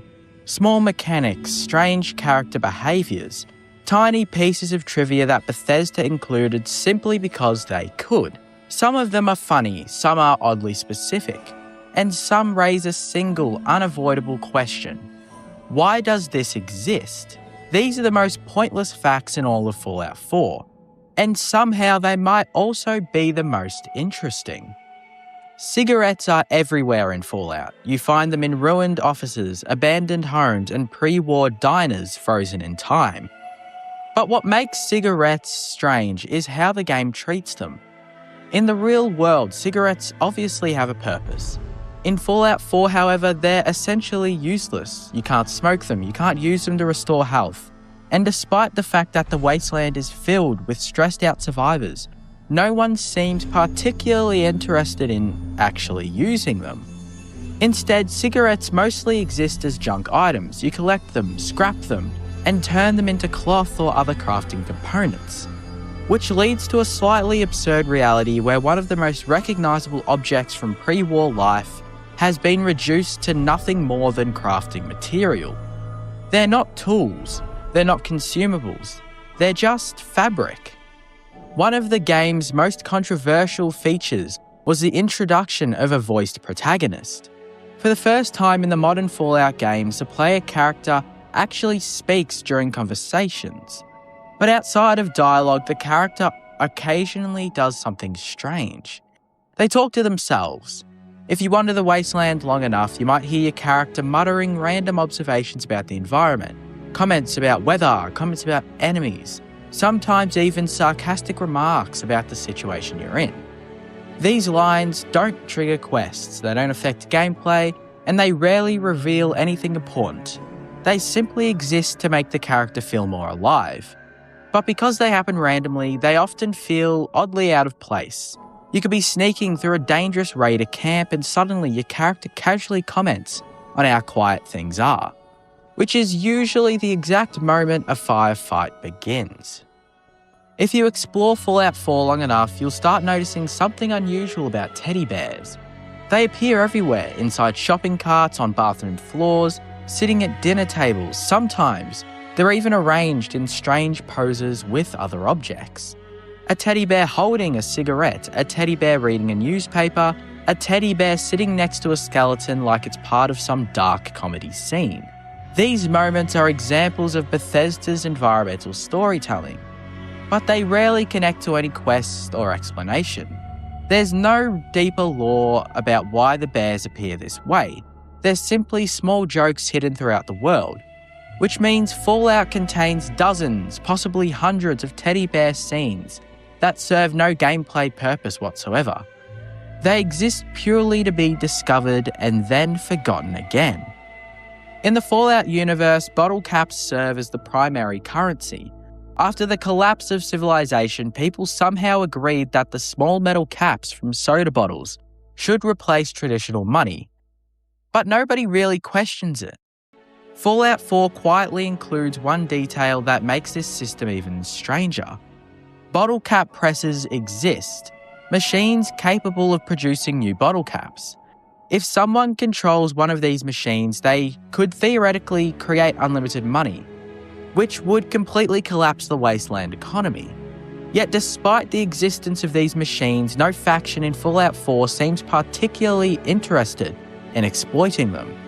The currency system simply continues as if the obvious problem doesn't exist. It's one of those lore details that raise more questions the longer you think about it. And none of them have satisfying answers. Dogmeat is one of Fallout's most beloved companions, a loyal German shepherd who follows the player across the wasteland, helping in combat and carrying items when your inventory becomes too heavy. But Dogmeat has a strange ability. He understands almost everything you say. You can command him to search areas, retrieve items, attack enemies, and even investigate suspicious objects. He follows complex instructions with perfect accuracy. Yet despite this remarkable intelligence, Dogmeat is still treated like an ordinary dog by the game's world. No one questions it, no one studies it. Everyone simply accepts that this dog is somehow smarter than most humans in the Commonwealth. It's an incredibly useful feature for gameplay, but from a lore perspective, it's completely and utterly weird. Fallout 4 introduced a massive settlement building system. Players could construct towns, assign settlers to jobs, and build entire communities across the Commonwealth. But settlers have one strange behaviour. They almost never leave. Once assigned to a settlement, characters spend the rest of their existence walking between the same buildings and repeating the same routines. They farm crops, they guard walls, they hammer imaginary nails into unfinished structures. And they do this forever, day after day, year after year. Even if the settlement becomes fully developed and self-sufficient, the settlers remain trapped in an endless cycle of simple tasks. They're not really citizens. They're background characters programmed to maintain the illusion of a living town. And once you notice it, the illusion becomes difficult to ignore. The bombs fell in 2077. Fallout 4 takes place more than 200 years later. And yet somehow pre-war food is still everywhere. Boxes of cereal, canned meat, snack cakes, most of them are technically still edible. Some even restore health. which means that somewhere in the wasteland, people are casually eating food that has been sitting on shelves since before civilization collapsed. Even in a fictional world, that's a little hard to believe. But Fallout 4 has always embraced this absurdity.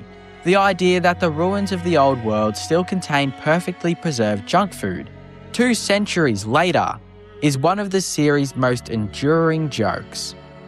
Fallout 4 recreates the Boston area in impressive detail.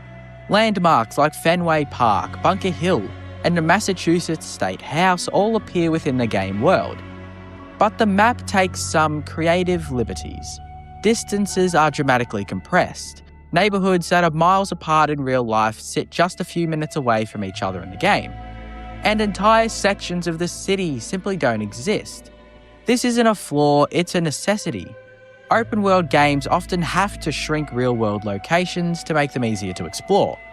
But once you realise how much the geography has changed, Boston begins to feel like a strange alternative version of itself.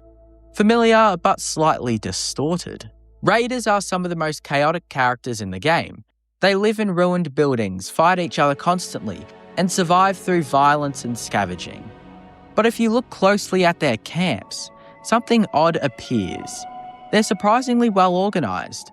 Beds are neatly arranged, furniture is placed carefully. Some areas even include decorations or lighting setups that look almost artistic. Which is strange, considering these same characters spend most of their time screaming and attacking strangers on sight. None of these facts will help you defeat the Institute. They won't make your weapons stronger, and they certainly won't make the wasteland any safer. But they reveal something interesting about Fallout 4's design. Bethesda didn't just build a world filled with quests and combat. They filled it with details, tiny pieces of trivia, strange mechanics, odd behaviours that exist purely because someone on the developmental team thought they were interesting. Most players will never notice them, others will discover them by accident. But together they create the strange, chaotic atmosphere that makes Fallout's world feel so alive. Because sometimes the most memorable parts of a game isn't the epic battles or the dramatic storylines. Sometimes they are the pointless details hidden quietly in the background. The things that don't matter at all, but somehow make the world feel bigger because they are there. What makes these places so interesting isn't that they're empty. In fact, many of them contain enemies, stories, quests, or memorable moments. The real reason they stand out is because of what happens after these moments are over. The fighting stops, the quests end, the mystery is solved, and suddenly you're left standing in a location that feels strangely disconnected from the rest of the world. Fallout 4 is usually a game about movement, settlements grow, factions wage war, companions travel alongside you, and the Commonwealth constantly pushes you towards the next objective. But these locations feel different. They feel frozen, like snapshots of stories that have already finished. Some are the remains of communities that never recovered. Others are places built around a single quest that loses its purpose once the quest is complete. And some simply feel like ideas that were abandoned before they could become something larger. That's what creates loneliness, not the lack of people, the lack of a future. When you walk through these places, you get the sense that everything important has already happened. The residents are gone, the conflicts are over, and the world has quietly moved on without them. All that's left are empty buildings, silent streets, abandoned arenas, forgotten settlements, and locations waiting for activity that will never come. And in a strange way, that's what makes them memorable. Because while Fallout 4 is filled with places where history is being made, these are the places where history already ended. The Commonwealth keeps moving forward, these locations don't. They remain exactly where they are, unchanged, overlooked, and frozen in time, serving as reminders that not every corner of the wasteland gets a second chance.